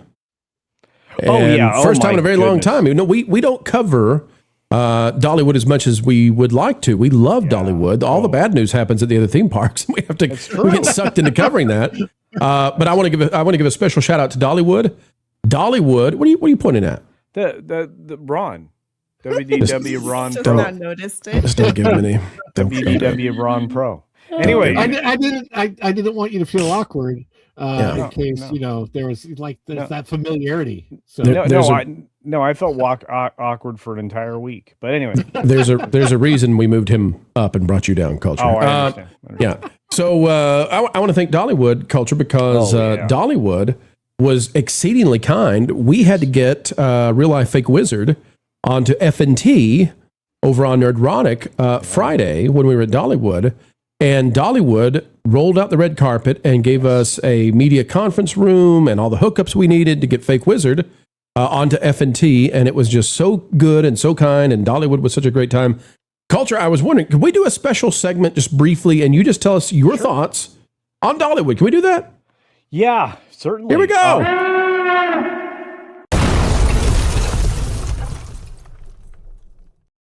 All right, folks, Culture Casino has been to Dollywood. First time in how long, Culture? Oh, decades. I was a youngin'. It was Silver Dollar City back then. That's how long ago it was. Okay, so a few years ago, because you're a young guy, Culture. You're spry, as they say these days. Kids are saying that. I don't know if you heard them. Culture, you went to Dollywood and with a bunch of us, and I think everybody had a great time. Give us your thoughts on Dollywood and how does it compare to the other theme parks that you've been to? And is it worth the time of people saying, you know what? Maybe it's not Orlando this time. Maybe it's Tennessee. Or maybe I'm not going to Knott's Berry Farm. Maybe I'll go to Dollywood this time. Culture, how do you assess it? Is that worth people's time? And give us your honest thoughts, please. Oh, goodness. I can tell you that the word wholesome has one location in the United States right now, and it is Dollywood. It was... What did they put in your cinnamon bread? They've laced it. No. First of all, the cinnamon bread is worth going just by itself. Sorry. You agree it's French toast? True. Jonas says it's cinnamon bread. I say it's actually just a loaf of French toast. No, I think it's a loaf of the best cinnamon roll you've ever had. It's so good. Yeah, you're probably right. So, especially with the icing that you can get on the side and everything else. I was blessed to enjoy a wonderful day, one of the absolute last days before actual summer hits that part of the country, which I think officially happened yesterday. But it was delightful. It was like walking through an older version of Disneyland, where it was so respectful of its surroundings and understood where it was coming from. It had, nice little, we pointed them out as we were there, the topiaries and everything else that were real topiaries. They aren't the strange fabrications that you find oftentimes in theme parks these days. The old areas are still there, so there's plenty of things to do for all ages, from youngsters all the way through the coaster kids. And you can eat your way all day through this park and not get all the food in you. It was so good. And I have to tell you that the old train that has been converted back to its oil roots, it was just a pleasure to ride upon. And I got a sneak peek, Pro. I don't know if you know this, but I got a sneak peek into the backside of the new attraction that's being built there. If you go for no other reason this summer, hopefully it's as soon as that attraction's been completed, you are going to get to ride on one of the very first North American hybrid coasters that combine a water ride and a roller coaster. It's extraordinary. Culture, what all did you ride at Dollywood? What did you do? Well, the two premiere There's a lot to do. Yeah. Oh, yeah. I didn't get it all done, and I don't think anybody would. I think you're going to be so distracted by the live entertainment. Pro was fantastic while I was there. I was taken aback. But I think the two attractions that stood out the most were the old wooden roller coaster that I rode on, which by no stretch of the imagination, it was incredibly intense, very, very much not unlike the coaster at Six Flags, which is an old wooden coaster like Colossus. It's not nearly as tall, but in fact, I think I might even be on that coaster that you have video of right there. We have a great photo of Fake Wizard on that coaster, let me tell you. Yeah. He was very much faking it out, let me tell you. He and I had a good time on that. And then we went to get on the Mystery Mine, Pro, which I still think might have been my most enjoyable moment. The inversions on Mystery Mine are super fun. They're not necessarily high speed, but you have some of that, that lovely straight up and then straight down kind of experience. I think it's the only one of its kind in North America. Somebody special told me that. Yeah. And look, everything else was delightful. There's nothing there that fell short of expectations. If anything, it set new expectations. So Ron, you went to Dollywood a couple year ago. What did you think going there? Because I know you actually worked at Silver Dollar City, which is a sister park. What did you think about Dollywood in comparison to the other parks? Dollywood is in some ways what I might refer to as pure Americana in the best sense of that word. I love the cultural impact that it has, the family feeling that it has. Obviously, you're surrounded by just gorgeous nature as you're going into the Appalachians and Smoky Mountains. It's just Dollywood's an amazing a park. It's really underrated when it comes to how families think of a theme park vacation. When they think, like, so many families gravitate towards Disney because I guess for decades Disney just, it's the marketing, right? The marketing was great, and it's people go there now to Disney because of the residual of that marketing. That's how good it was.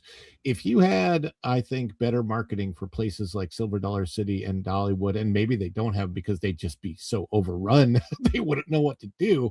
The popularity, why it's crazy, and there are, how many rides are there? Dollywood's like loaded with rides, 60, something like that. It's up there with Disneyland, and I'll tell you this, Ron. I think Dollywood's got to expand to grow its attendance. I think it's at capacity when we were there, the parking lot was filled the entire way, and yet what was amazing was the crowd levels were huge, but the rides handled it. When you have 60 rides operating efficiently, it just handles it, and it was amazing to see that. Valiant Renegade still bought the Lion Skipper to check it out and see what he thought about it, but it was a lot of fun.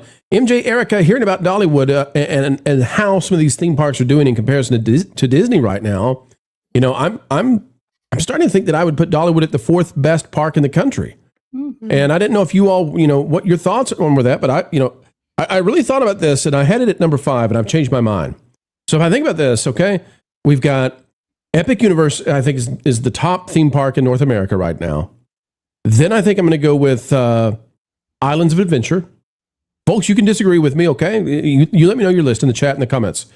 Then I'm going to say number 3 is probably going to be Disneyland proper.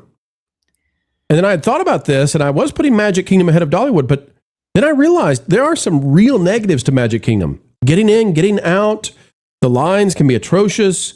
Getting food is difficult. And I can't believe I'm saying this. I think Dollywood is number 4, and I think Magic Kingdom is number 5 on my list now. MJ, Erica, what do you all think about that? I say it's fair to think that way. I would still put Islands of Adventure at number 1 and then probably put Epic at number 2 or 3. But that's just my opinion. I would like to know the logistics. You gentlemen going to Dollywood, how was it? Was it seamless going in? Security, admission? Do they have a lot of accommodations for people with ADA? Oh, yeah. Yeah. Now, the difficulty is they've got all kinds of mobility scooters and everything you need, and the ADA is there. Dollywood is not a level terrain. It has ups and downs because it's built into a mountain. Now, those pathways wind, and you can traverse them, and your mobility scooter will be just fine on it. But just understand, if you're going to try to walk it and you're not in great shape, you're going to get a little bit of workout because there are areas where you have to incline. Yeah. So take a lot of breaks. breaks. In Georgia's like that. Yep. We got a rude awakening at that park. The great thing is all those breaks can be done in those restaurants. Yes. So you're good. Like you said, Culture, there's a lot of places to sit down and relax and rest as a family. That's nice. And the food is bar none. I mean, it sounds like a great time. I'm looking forward to it. Did you guys try the fried chicken? Yes. Yeah. Well, that's what we're looking forward to. I was with Lorne, which means you automatically have chicken. Yeah, that's right. Yeah. That's right. Culture. There's Tell one us thing I about like. The smells. The smells in Dollywood. Oh, the apple pie. Somebody asked about that. Did you guys try the apple pie? We took for a live stream we were doing with Marvin. We actually had someone, I don't remember if it was maybe one of Valiant Renegade's daughters, go put their hand next to the apple pie so people could understand just the size of the thing. I mean, honestly, you could if the apple pie was left out and became stale, you could use it as a tire on a medium-sized vehicle. It's huge. Good Lord. It's enormous. And what's great is when you buy the pie, if you buy the whole pie, they give you the cast iron that they cooked it in as well. That's excellent. So, that's a nice souvenir. Yeah, so you get a $70 pan with a $200 confectionery delight. Oh, so that's $200. Okay. Yeah, it's a huge thing. Okay, so culture. It's enormous. Yeah. Before we wrap this segment, though, I just wanted to take the chance. We traveled a lot.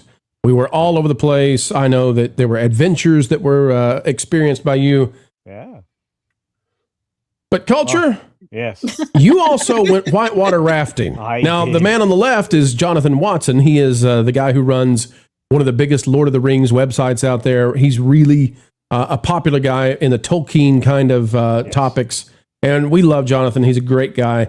Yeah. You and Jonathan went whitewater rafting during your most recent trip. Culture, people don't associate you with whitewater rafting, but you, sir, braved the rapids.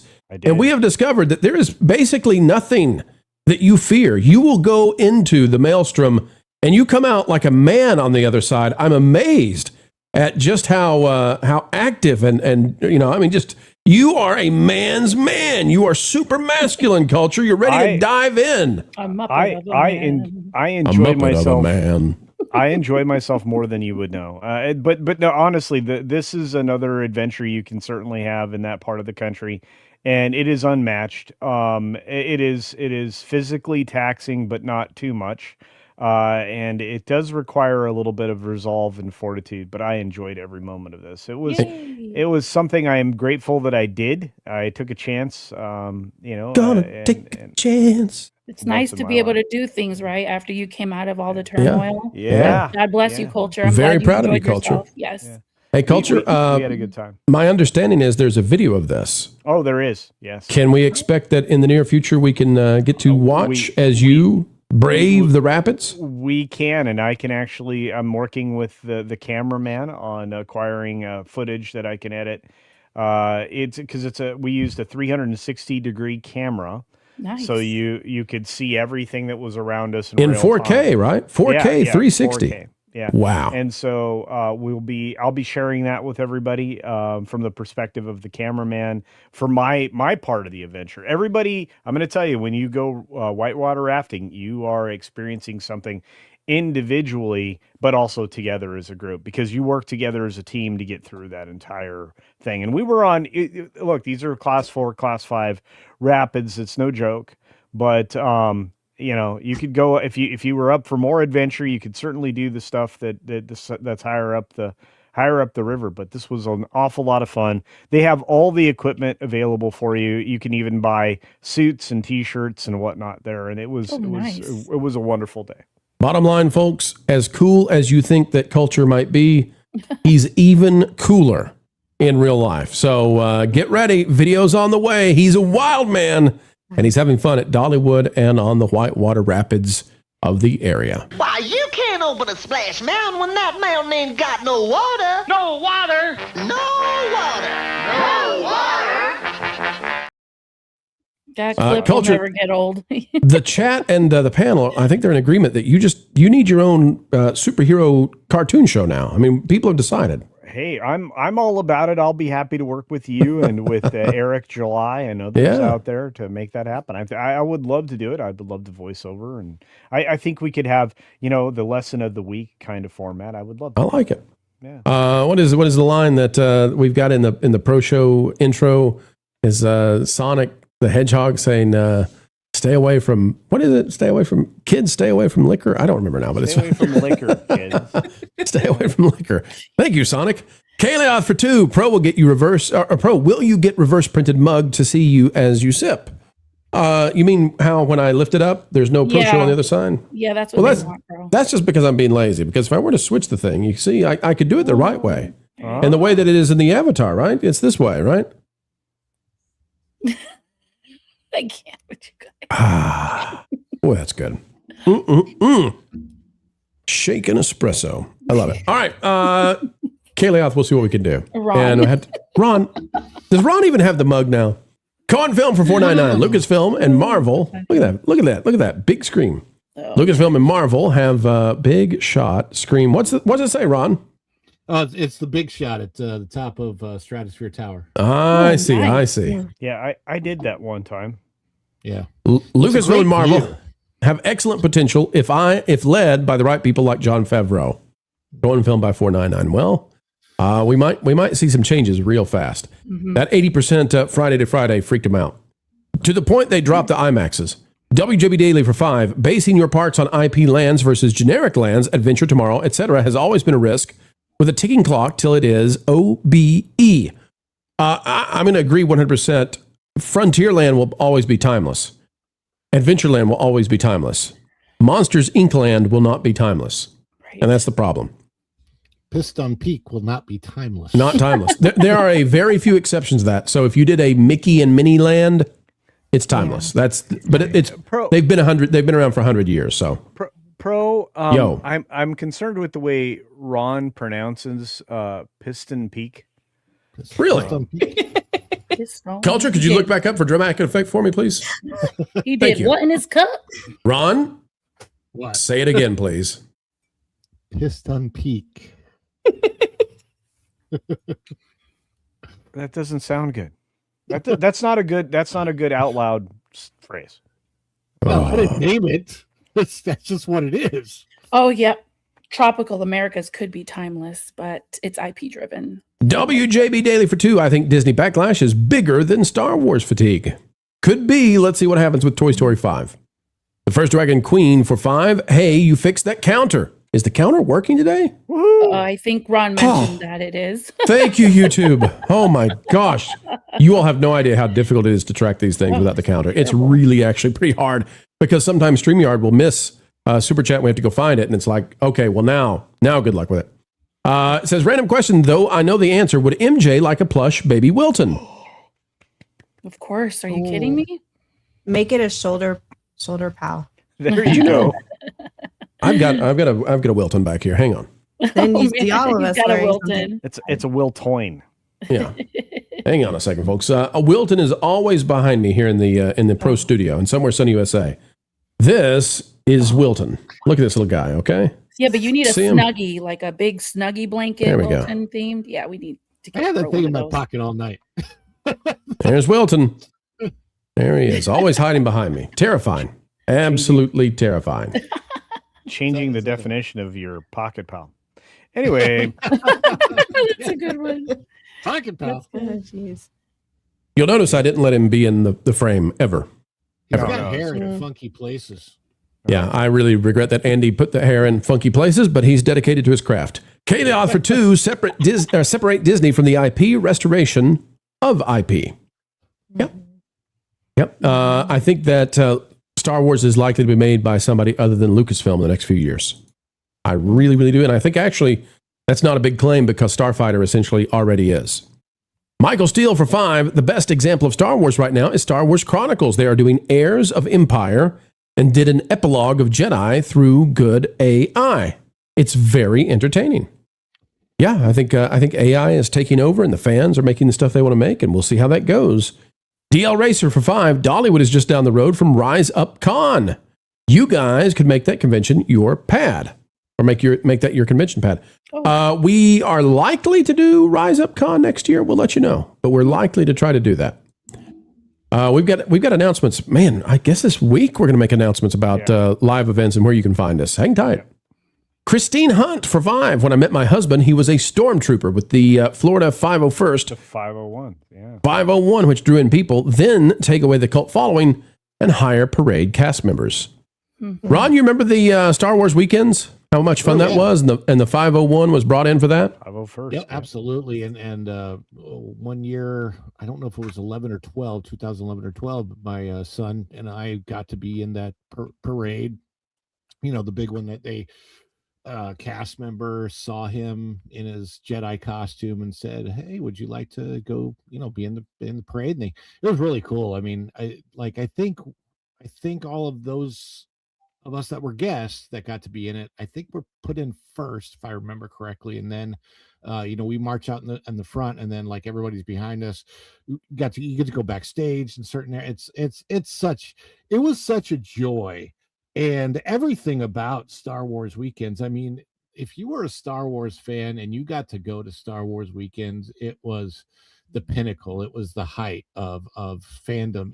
And I wanted when they made the announcement of Galaxy's Edge, I thought they were going to continue Star Wars weekends and then like propagate Galaxy's Edge with all the aliens during that would be amazing. And unfortunately, when you go into Galaxy's Edge, it feels like a knockoff Star Wars mall, like a dead mall area type. It's so weird. It's just like it's very frustrating because I want the feels, I want them. But give me the feels, man. Give me the feels.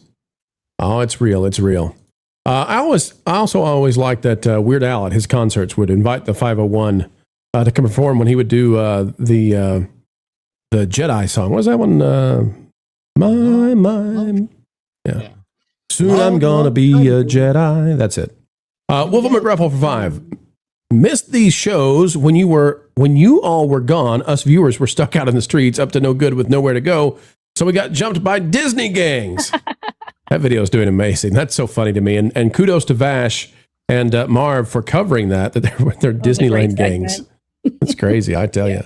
And we're back, folks. We do very seldomly take slight breaks, and by breaks, I mean we're still here, still doing the work, but we didn't disappear. But just slightly less churn as we do our annual retreat. Of course, that's over now. Had a great time. And then around Christmas, the week of Christmas, you'll see slightly less, but still, we're still in full on. I mean, we never stop. I mean, really and truly, we never, ever stop. Paul 12,000 for 5. That explains how Wilton sneaks in. He takes over the little figurine and brings it to... Wait a minute. Is that... I saw a horror movie like that one time. Okay. Gonna probably rethink what's behind me. Yeah. Knew he was full of trollish magic. Yeah. Yeah, gonna rethink that. Not a super chat, but deserving to be up on the screen. Michael Cooley. I tried to make Wilton out of Legos, but I ran out of yellow bricks. Michael, you didn't run out of bricks. Wilton just has too many bricks. Everything he does is a brick. All right, that'll do the trick. Folks, let's hit 2 stories that I think you're going to love, and we are having such a great time with you. Really appreciate everybody being out there. We are at 500 viewers right now across the Tickety Talks, the Instagrammies, the GeoCities, the ICQs, but in reality, we're just on YouTube and X. But about 500 of you. Unusual to have a 1-to-1 split where so many people are on X today, but we love having everybody, no matter where you're from. It's great to see you out there. Let's dive into the next story. And some people are saying that this last week was the biggest week ever for Walt Disney World. Do I understand it? Maybe. Will we call it crazy? Folks, hang tight. We'll explain. There we go. One more for the top. Triple decker, just how you like it. Wow, thanks, Mr. Walt. You enjoy it. We will. Was it, in fact, the biggest week in years for Walt Disney World? Well, that's what one of the most, what would we say? One of the most diligent blogs out there has to say. Tom Bricker, a guy that we really enjoy reading, is making the claim. Let's go through it, and we'll find out if we agree as well. It was Walt Disney World's biggest week in years, thanks to new entertainment, reimagined rides, and areas debuting for the start of summer, along with several announcements. This feature features a rundown of the biggest updates, edition, news, and more. Talks about Cool Kids Summer, talks about looking back on previous times that they thought were huge. October 2021 was one of those times. But it says, from my perspective, the biggest and best week before this would have been in August 2019, when Disney's Hollywood Studios had its big relaunch anchored by the opening of Star Wars Galaxy's Edge. Okay. Here's what it says. Life was good as a Walt Disney World fan for the several months that followed, thanks to that, plus the Skyliner, Riviera Resort, Rise of the Resistance, and more. Okay. It was like the 50th or something. I don't know. But it goes on to talk about this last week and what's happened. Okay. It says, debuts plus the news made for an incredibly eventful week at Walt Disney World. Here are the highlights with an emphasis on some nuggets that might have got lost in the shuffle. Carousel of Progress getting new decades. And it's just a total redo of the ride. I have my concerns about this one. Okay, so I'm not fully in agreement this is going to be good. Art of Animation room reimagining revealed. Okay, well, that's summer 2027. Again, we're starting off with 2 things that are not here yet. So interesting that. The Ratatouille ride refresh is coming. Okay, so they announced that Remy's fans will spot new props and lighting enhancements when they're added to the queue and attraction over the next few months. Again, didn't happen, but it's on the way. Mystery projects confirmed for Boardwalk. Oh, good grief. Tom, we love you. Possums are back. Okay. Possums are back at Big Thunder. Okay, Bluey. Oh, okay, here we go. Bluey. Where's it at? Bluey's Wild Ride. Okay, Bluey is at Animal Kingdom. Let's hold there and let's talk about this. Is one we can talk about, okay? Ron, this has been kind of a mess because people can't get to Bluey because it's behind a train ride and it lands in a spot that has limited capacity and it takes a long time to empty it back out. And so there's been some consternation about this. What are your thoughts on the Bluey rollout and how that's gone? So I was there on Thursday. I did a live stream from this. Did you pet the kangaroo? I wanted to. That's what I wanted to do. That's really the reason I wanted to go back there. I got some really good information on the kangaroos and wallabies and what they're doing with what was the former petting zoo area, and it's kind of cool because you will be able to be in the space with them. You shouldn't touch them. You can't pet them like you could the goats. That's okay. You're still in the space with them, and then in that space. Now, Ron, is it true you cannot pet the kangaroos because they may disembowel you? They'll kick the living. Yeah, absolutely. Okay. All right, don't touch the kangaroos. We need one for Ryan. Leave them alone, folks.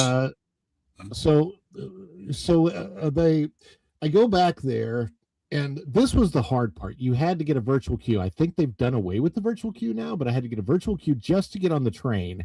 This is what happened to me at the line. It was crazy at the entrance to what used to be Rafiki's Planet Watch entrance, where you go in just to get the train.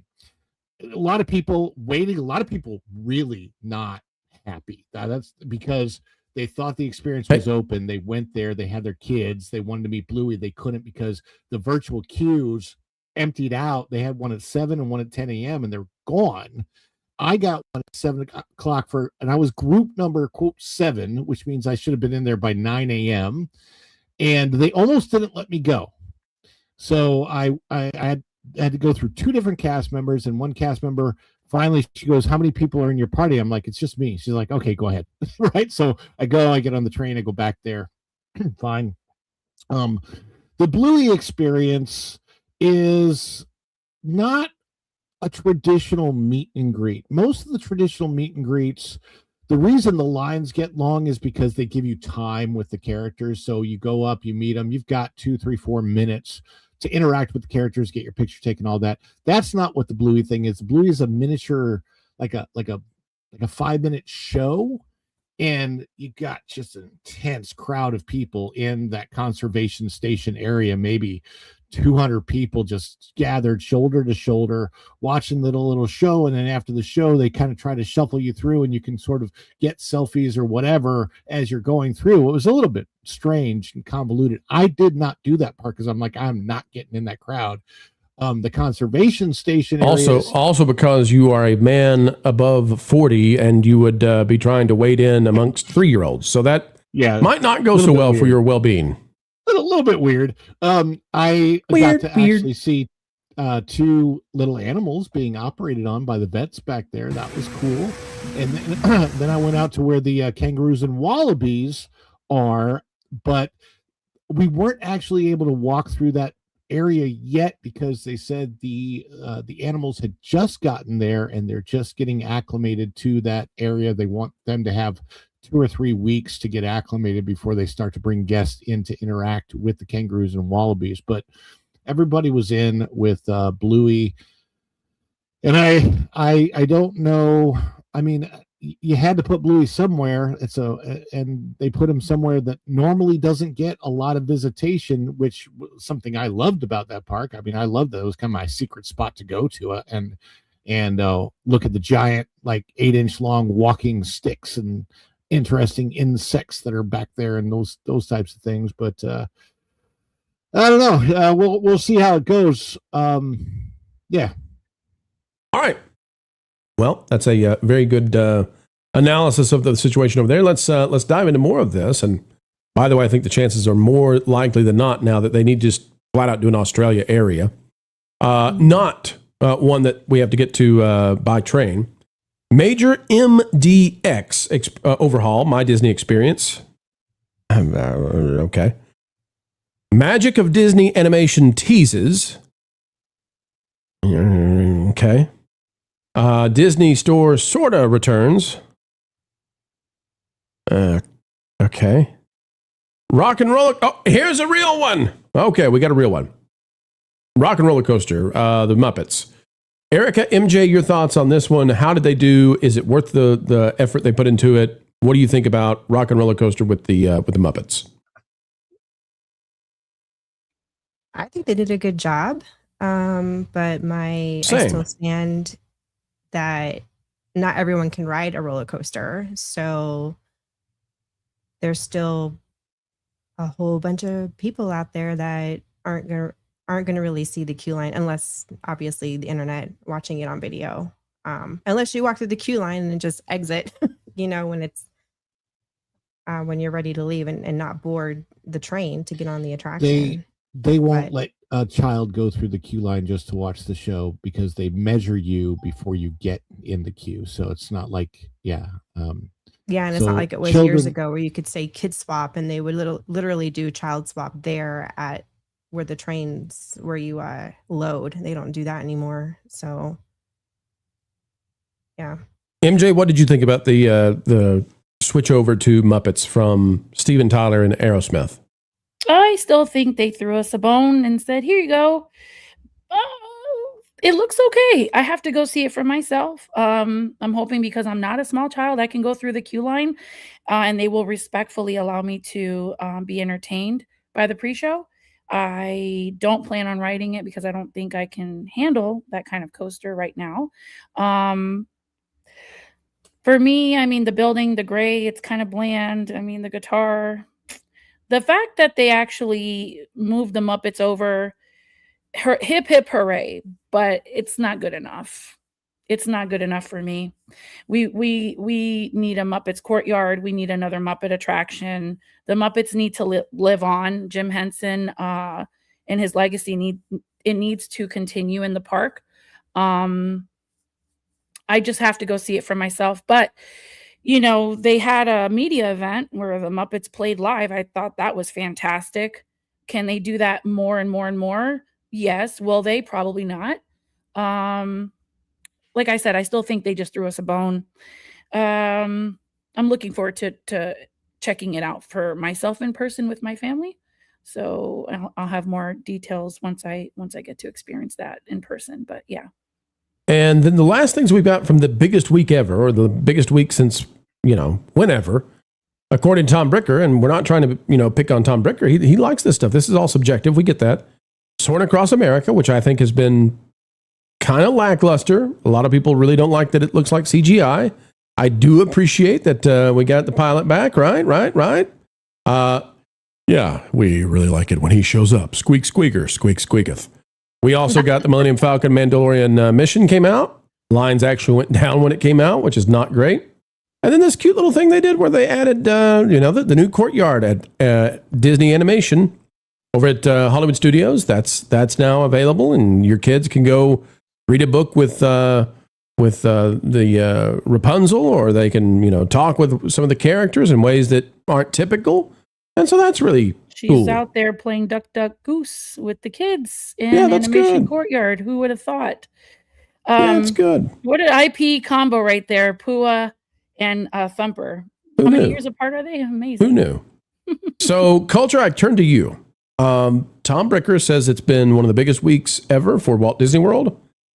I don't see it that way. It's okay.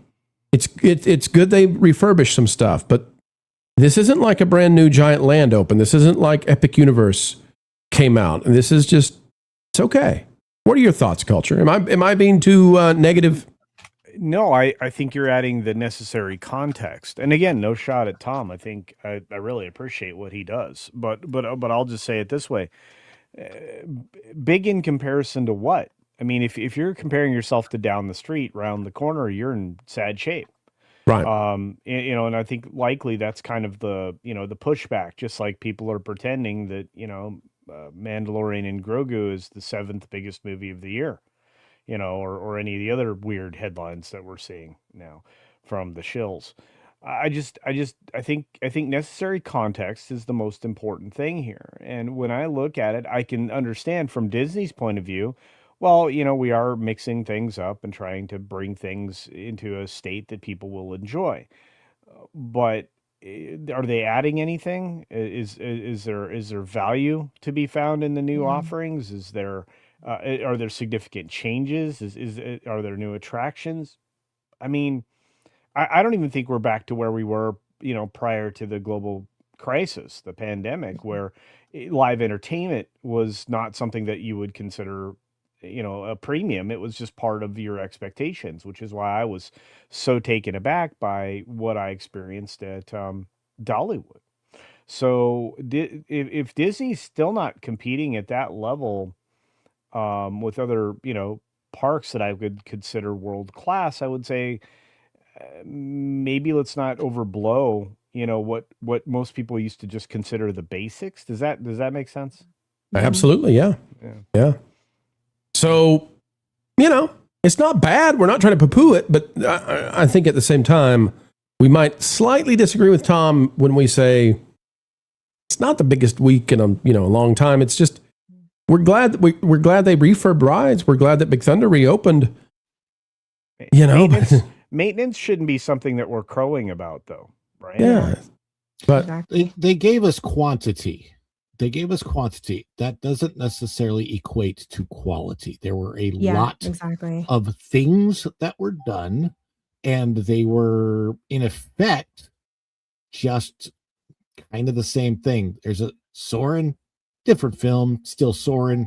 Rock and Roller Coaster, improvement, but it's still the same coaster. The Smuggler's Run, same ride, still not good. Exactly. Based on the damaged IP. Yeah, Smuggler's Run probably ended up going downhill because of that.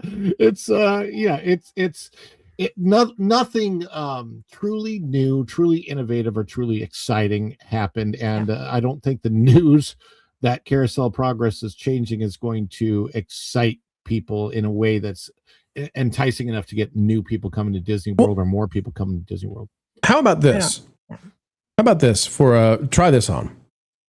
If somebody said to me, Pro, where should I go on vacation? You cover this, you're up there in the pantheon of people on YouTube covering where you should go for vacation. Where should I go this summer? I'd probably send them to Epic Universe, Islands of Adventure. I would send them to Disneyland, maybe. I would send them to Dollywood. I would send them to national parks. I would send them to the beaches of the United States. I'm probably still not at the point where unless you just really, really love Disney World, I don't know that it's the place to go right now. I think maybe wait a year or two, right? Because there's still a lot of construction and stuff. And I don't know that this biggest week ever or biggest month ever or whatever it is, I don't know that it's changing my calculus there. And it's not because I'm negative. I would still say if you're going to the Universal Parks, put in a day at Typhoon Lagoon. I would still say, go visit Disney Springs, but I can't tell people to spend as much money as it takes to get into like Magic Kingdom, for example. I don't know, versus the Universal Parks. I just can't do it right now. So here was an interesting thing that I experienced at Animal Kingdom when I walked past Expedition Everest on that backside, right? And then the only other thing back there is the theater for Finding Nemo, right? Then you come up to what used to be Dino Land, and all you have is a massive construction zone, probably right. Which is why we can't recommend it right now. Fields long of a walk along a construction wall. It's actually, it's like, am I getting the behind the scenes of a theme park being built? It's right. Huge back there. And none of this, Ron, none of this is ever like some new area that we're going to go somewhere we haven't been before. It's always replacing something that already existed, and that's the problem. Especially when they have so much land. What was the thing that Walt Disney said? The quote that everybody knows: with Disney World, we have the luxury of having land. We can do whatever we want, and it just for years now that aspect of it has not been taken advantage of, other than to build Disney Vacation Club. And I was just going to say that. I don't think that's what Walt had in mind. No, well said. More about the family having a good experience and having a good time together. But I want to know from you guys, would you rather go to Volcano Bay Nights, or would you rather stay at a resort on property at Disney World and get a free water park admission on your day of check-in? What would your preference be? Is my Volcano question. Bay Nights, hands down. I've Volcano never Bay, been to yeah. Volcano Bay, but it looks amazing. I had a friend that worked there. She had a good experience as an employee, spoke highly of it, and we're looking forward to booking a Universal vacation and pretty much just sticking to that side of Orlando. I like Volcano. I like Volcano Bay and Typhoon Lagoon for different reasons. I like them both about equally. I'm not a Blizzard Beach guy. I don't care for Blizzard Beach. So if that helps. Typhoon Lagoon lost me when they lost the shark swim experience. I'm like, it's a big hit like that. It's a big hit. There's no doubt. That was cool. All right, folks.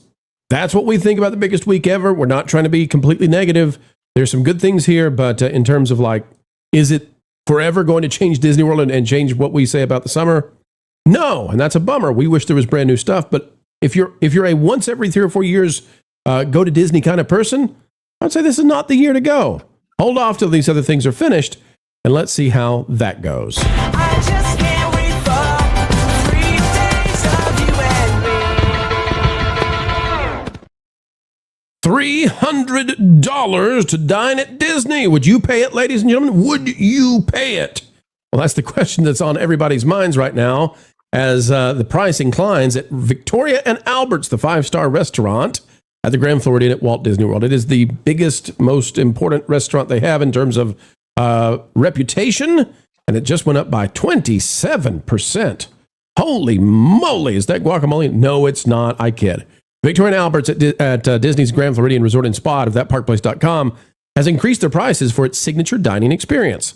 The updated pricing makes the restaurant even more expensive than before and reinforces its position as the highest priced dining location at Walt Disney World. The restaurant's standard tasting menu now costs $375 per guest. Guests previously paid $295 for the same experience. The increase equals 27% rise for the spot. The new prices at Victoria and Albert's also affect beverage pairings. Wine pairings now start at $210 per guest instead of $155. So if you get wine with the meal, you're now over $500 per guest. It goes on to describe Victoria and Albert's, the awards it has won and everything. You've got a harpist there. It is an amazing place to be, but boys and girls, even for me, I'm a foodie. I'm struggling to justify $500 when you add on, the beverage. Listen, I've been to really nice restaurants, like really nice. It wasn't so long ago, and I'm not trying to brag at all. I promise you, I'm not trying to do that. But I had bluefin tuna crudo. It was like nothing compared to this price. And I'm just thinking, yes, it's a really cool thing. And I know people have gone to Victoria and Albert's and they rave about it. They love it. But you can go now to restaurants that are either on par or even slightly better if you really look across the country for the premier restaurants in the world. And they're not anywhere close to this price. Even the nicest restaurants in the world are not this expensive. Culture, but turn to you first as a foodie. $500 per person, $1,000 for 2 hours of eating tiny foods. They better be really good.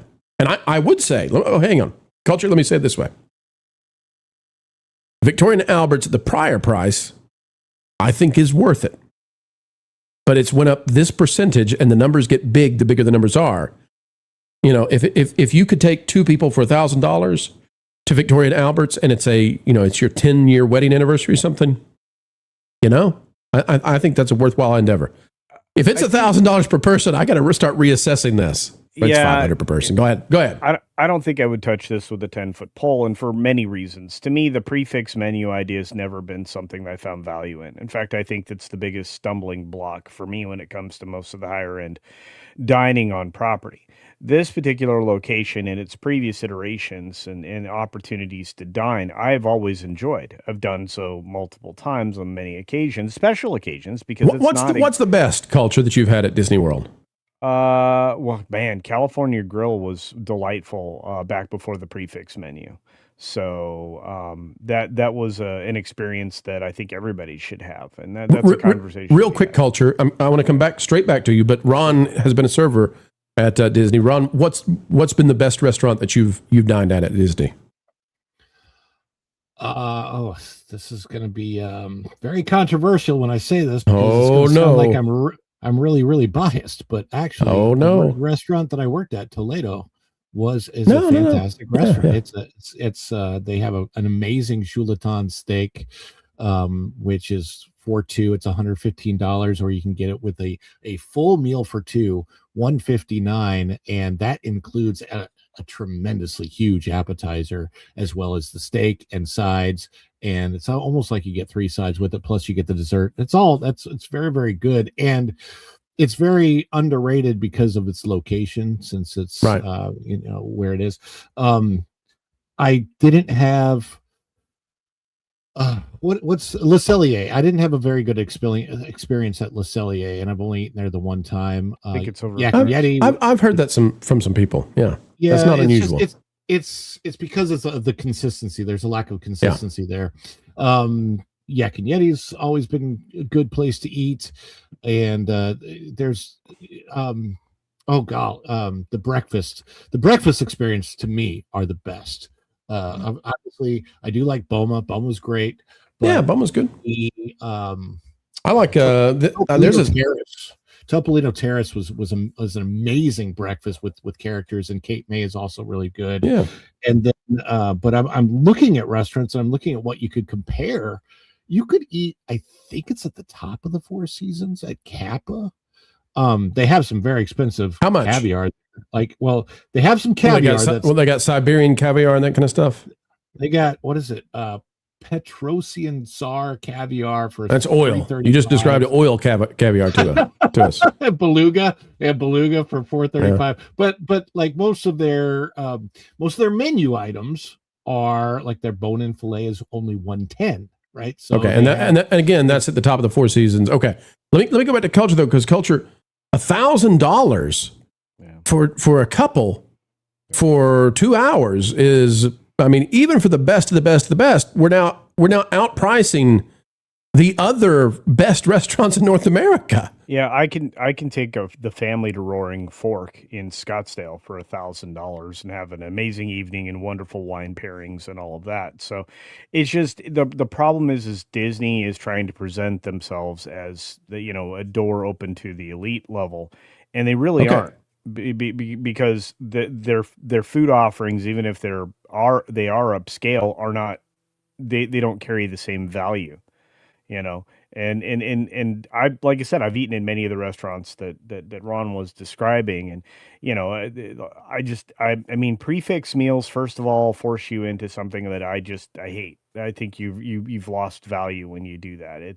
It's a budgetary constriction that allows them to make enormous amounts of profit, and that's all these restaurants are doing now. It's not like the food offerings are better than what you could get across property, because the steak is still the steak, and even Le Cellier for its inconsistency, which is a very delicate way to answer that, Ron. Well, I'm looking this up now, and it appears to me that Victoria and Albert's now, if I'm looking at this right, is easily in the top 10 most expensive restaurants in the United States. And it may be in the top 5. So if I'm looking here, it's not a Michelin star restaurant, though, is it? Oh, it is. It is. Yeah, it's a Michelin star restaurant. Yeah. Well, I've never found it to be all that impressive. But we just went on. Have you eaten there? On multiple occasions. Yeah. We just had Valentine's Day dinner, just the two of us with no kids, at the Bourbon Steakhouse over there in Swan and Dolphin. Oh yeah, yeah, it was great, and with drinks and everything. I think we're talking. I'm not trying to like boast or anything, but it was easily with tip and everything like $275, and that's just for the two of us. But we had a grand time, and the food was delicious. But as a family, we enjoyed Sanaa at the Kandani Village. You're talking about having dinner, great dinner with the view of giraffes walking by. Mm-hmm. Oh yeah. So you can also do the expensive meal at Tekumite. That was doable. So I'm now looking this. So Victoria and Albert's now, if my numbers are right, it is now the third most expensive restaurant in the country. That's a hard sell. I mean, I know that Disney World is what it is, but the only one's more expensive, average cost per person, restaurant Guy Savoy in Vegas, which is French dining, and then Masa, which is a world famous, that is the restaurant, which is a sushi restaurant in New York City. Average cost $600 per person. If you have the wine pairing with the base cost for Victoria and Albert's, it surpasses a restaurant called Per Se in New York, which is contemporary French. It passes it by $75 per person on average cost. So, way to go, Disney! I mean, you got some chutzpah. Well, you got some chutzpah. It works in its favor because it's at Disney World, but it's not a Disney restaurant. It's just at Disney World in the Grand Floridian. What do you mean it's not a Disney? Oh, you mean it's not like characters? Is that what you're saying? No, it's not. It's not owned by them. It's not operated by them. That's Since correct. when? Mm-hmm. Since when? Victoria and Albert's is run by Disney, isn't it? I thought it was Disney. I thought it was Disney. Yes, it's a Disney. It's a Disney restaurant. It's a Disney restaurant. It's I not will third say, party contracted. Well, I was just trying to explain what MJ was saying, but for example, like Yak and Yeti, which is something Ron mentioned a moment Right, that's third party. That's laundries or Landry's, Landry's, whatever you want to call Landry's, it. yeah. Don't call them laundries. They don't like that. Laundries. I say a lot of Albert's stuff never people been don't third like. party contracted. It's always been in-house Disney's. Yeah, because I think Eisner is the one who world-renowned chef. It's a Eisner designed it, right? It's an Eisner specific thing that he wanted in the Grand Floridian. He wanted to have the best restaurant in Florida at Disney World. It probably is the best restaurant in Florida. Some light on me because I thought all this time that it was just happened to be like at No. they were okay. No. Yeah. I worked with a cast member who had transferred out of there. Is it ultra high stress, Ron, at Victoria and Albert's? He literally said he had to leave because he thought every single day you have the potential to get fired because you literally have to be perfect, right, in every possible way. Anxiety through the roof. But I will also say that those servers easily walk out with at least $2,500 per night. Right. Yeah, I believe it. Yeah. Wonder how many tables they do a night. How many tables a server does at Victoria and Albert's? I Just two. think it's only like two. Yeah, it's not two, maybe three. Tables, $2,500 in tips. Holy moly! They serve bottles of wine that are like 25 grand. Right. Right. So I mean, folks, you got to understand. We're talking about the base cost. Talk about the base cost. We're not talking about how much you could spend if you want to. Oh yeah. Yeah, I mean, you can go way. You can get a $10,000 tab easy at Victoria and Albert's if you want to do it. So the thing is, though, does it make sense for Disney World to have essentially a top 3 most expensive restaurant in the world? Because I mean, where are you going to go outside America that you're going to find this kind of capital to be spent on fine dining? I guess you can go to Japan. I don't know fully, but a lot of times the sushi restaurants that are crazy good in Japan are surprisingly not expensive. Right.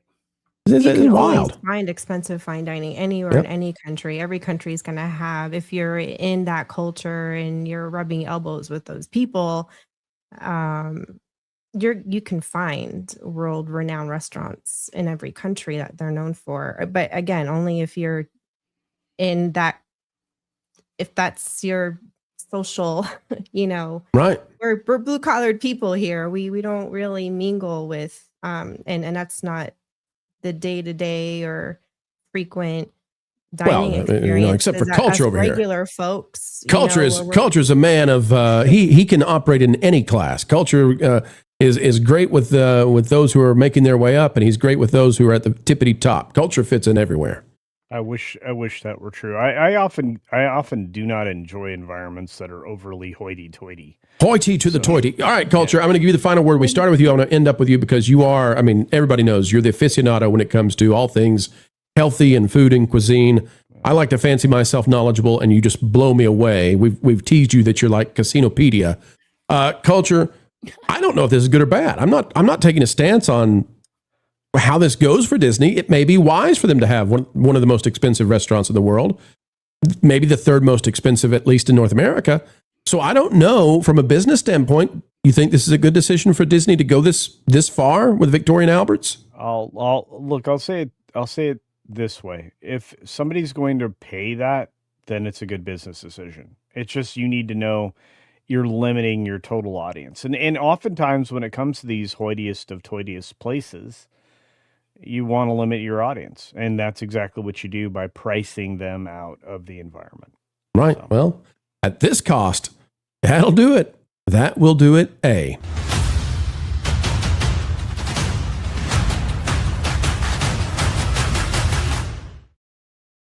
All right, folks, we hit the super chat goal, and that means we need to give some memberships away. Let's make it happen right now. Let's make it rain. Here come 5 of those beautiful memberships. And I tell you what, how about we do 5 more? There's 5 more beautiful memberships and 10. And let's get to the chats. My friends, let's see what you had to say. England for 2. Yoda is the better owl song. I almost said AI. Seen him tomorrow night. Yoda. Yoda. I saw him on a log down in Dagobah where it bubbles all the time like a giant carbonated soda. Soda. Yeah, we know the song. Paul 12,000 for 2. That Bluey line will be a nightmare with storms. Yes, it will. Yes, when the monsoons come out and the ponchos go on and you can't leave because you promised your kid they'd see Bluey. Archer for 5. Honest opinion, controversial take. Starfighter being given leniency because of Gosling, but Star Wars distrust runs deep for theater goers. I don't think it sells. I don't think it's just panic for Star Wars right now. I think Disney is panicked about Doomsday too. They're saying, whoa. If Star Wars can come in at $350, can Avengers come in at $5? And if Avengers comes in at 5 or lower, and we got $1 billion break even, oh no, what are we going to do? England for 2. Rock and Roller Coaster is 4 feet. Most kids won't hit that until 7. True, but you know what? Here's the deal. You got to have thrill rides in your parks. You need a number of like really intense thrill rides because some people, that's why they're there. So you got to have it. You got to have stuff for everybody. So I don't hold it against them to have thrill rides. They should have thrill rides. Put a Giga Coaster in behind Wonders of Life Pavilion. I'm go for it. I'm cool with it. But make it look good. Make it be top line. Archer for 2. Also, all the park failures show still out of touch.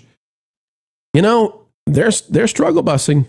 They're struggle busing. Let's see what happens with Villains Land if they actually make some changes soon.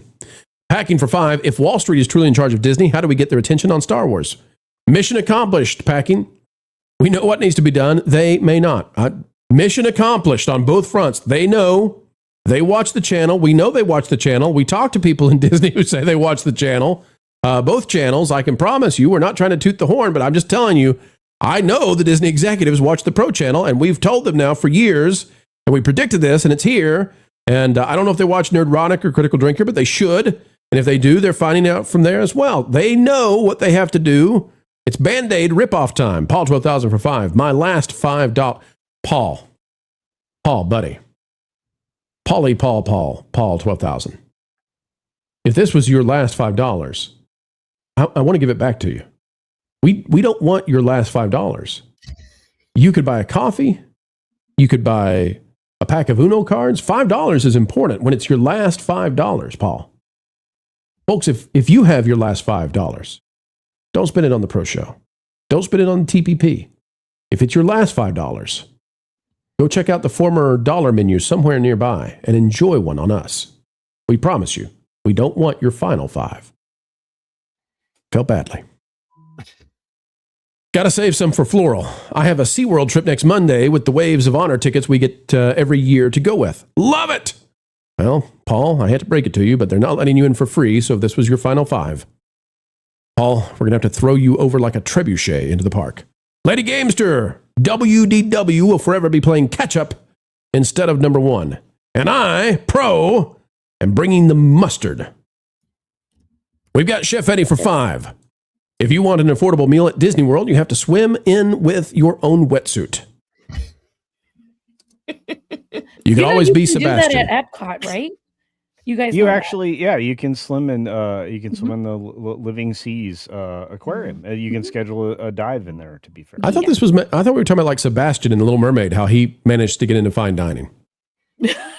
Thinking Heretic for 10. Pro, now that you are live, you need to invest in sports coats.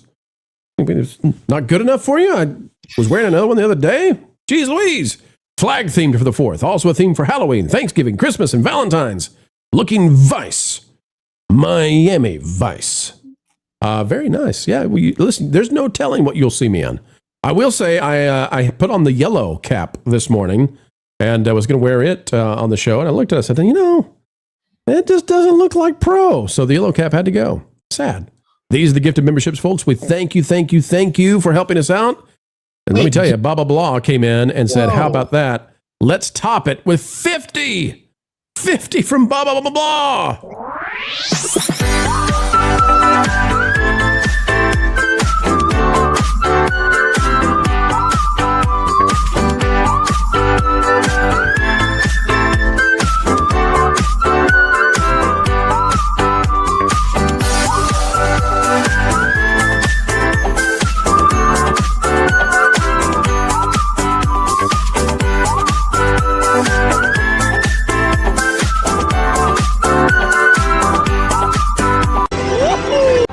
Every time a membership is gifted, a content creator gets his wings.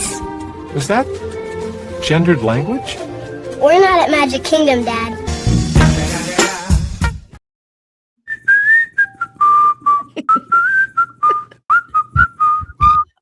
I got a decent whistler on me. Let's see.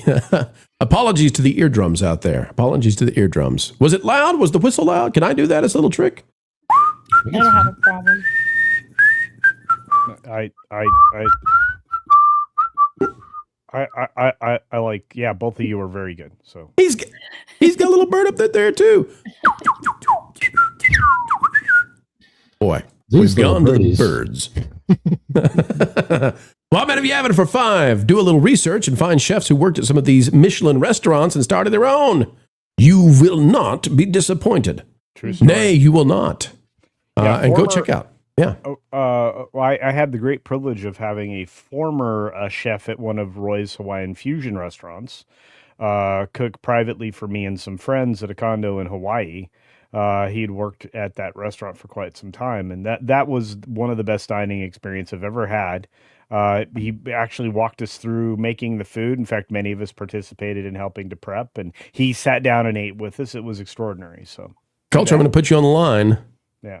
I know that this last week you dined at a place, a chef who has been on Food Network, and he's been with Bobby Flay. Yeah. Culture, you enjoyed a cheesecake. Can you describe the cheesecake, please? Oh man, it was delightfully fluffy and light. Delightfully fluffy. Which, by the way, folks, if you're of a certain stature, is how you hope your spouse will describe you. Wow. Anyway, so no, but it was delicious. In fact, I actually, prior to the cheesecake, I had a burger that, had I not devoured in less than 2 minutes, would have appreciated even more. That restaurant was delightful. There you go. Kaylee out for 2, Doomsday. How appropriate Disney picked the name. Maybe they should have called Mando that. That may have been the way to go. Blah, blah, blah, blah. We can't thank you enough. The dream to stream comes true because of people like you. You are the gigawatts around here, and we recognize it. Folks, the Pro Show is back tonight at 9 p.m. Eastern. Don't miss out as we cover the fallout of The Mandalorian Grogu. What if we told you? We're going to compare it, adjusted for inflation, with the other lowest of the lows in other franchises, and it just might surprise you. In fact, I'll give something away here. Folks, what if I told you that Dial of Destiny wallops The Mandalorian Grogu? So if you look back and you said, boy, what a horrible mistake by Disney, the Dial of Destiny, it just trounces this movie. And that's where we are today. All right, MagicalyMJ, you can find her on Instagram and X. You should, as well as on Vash's channel. MJ, what's the name of the channel and the name of the podcast, please? Vash Sky Park Cast. There you go. Check her out, and you'll be happy you did. The news is fast, and you need more. Vash is your guy to bring you what's happening across the coast of theme parks and fun. Ron of Follow the Bradley's Fun covers all the fun under the sun of the Orlando blue skies. Ron, what do you got coming up on the dish as soon as we wrap here? We're going to be talking about the numbers of the weekend, the box office. We always do that on Monday, box office roundup. And of course, obviously, not looking good for Mando and Grogu, but looking great for YouTube creators. So that's a good thing. The drop for Mando could be worse. I mean, the second weekend was catastrophic. The third weekend could be worse because of Master of the Universe. We'll explain. I know you will too. Ron, I'm kicking you out because you got to start the dish right now. Later. Erica, tell the folks out there about your channel and about your podcast. Yeah, so my husband and I, we have a channel. It's Hanging with Erica and Raph. We have a stream on Fridays at 5 p.m. Mountain Time. That's 7 p.m. Eastern, called Brewed Banter. Just bring your brew. We talk about anything and everything under the sun. There's no specific niche to what we discuss. It's just hanging out with friends, and that's it. And finally, the man, the myth, the legend, Culture Casino. How are the purple spuds? Hey, I checked on them when I got home. In fact, I did a little midnight gardening. Not really. It was not quite that late, but I did check on everything. And right now, the cucumbers are starting to climb the trellis, so I'm getting ready to get excited about pickling some of those. Pickled a bunch of peppers got pickled while I was gone. There's a pack of pickled peppers in the refrigerator right now that I am very excited about. Yeah. And everything's good. I am Peter Piper over here, guys. Peter Piper. Well, it wasn't me. As Shaggy would say. Shaggy. But yeah, that's right. But no, the greenery and the potatoes are starting to flower. The purple potatoes are starting to flower. The red ones aren't quite there. But everything's starting to look amazing in the garden. And I can't wait to get back to that Garden Plays channel this week with some new videos. I got, I think 2 or 3 recipes I need to give you guys in short form. So there you go. All right. Well, folks, we're going to get out of here. We're going to skedaddle. I'm going to see if Midnight's Edge is still going. I'm going to try to hop over there to say Tom's happy birthday to Tom. That's right. It's a birthday stream. Folks, join us over there if you want to. The dish is also getting ready to start. That's the redirect for today. We'll see you all soon. We appreciate you. We love you. We can't wait until we spend more time with you. And that means we'll see you, I hope, at 9 p.m. tonight, where the news never stops, and neither do we. It's off to fun we go. Yeah. Ladies and gentlemen, keep it for Rizzle out there. And we'll stay on the sizzle of all the news that should be, you know it, culture. Fun. Fun. Oh,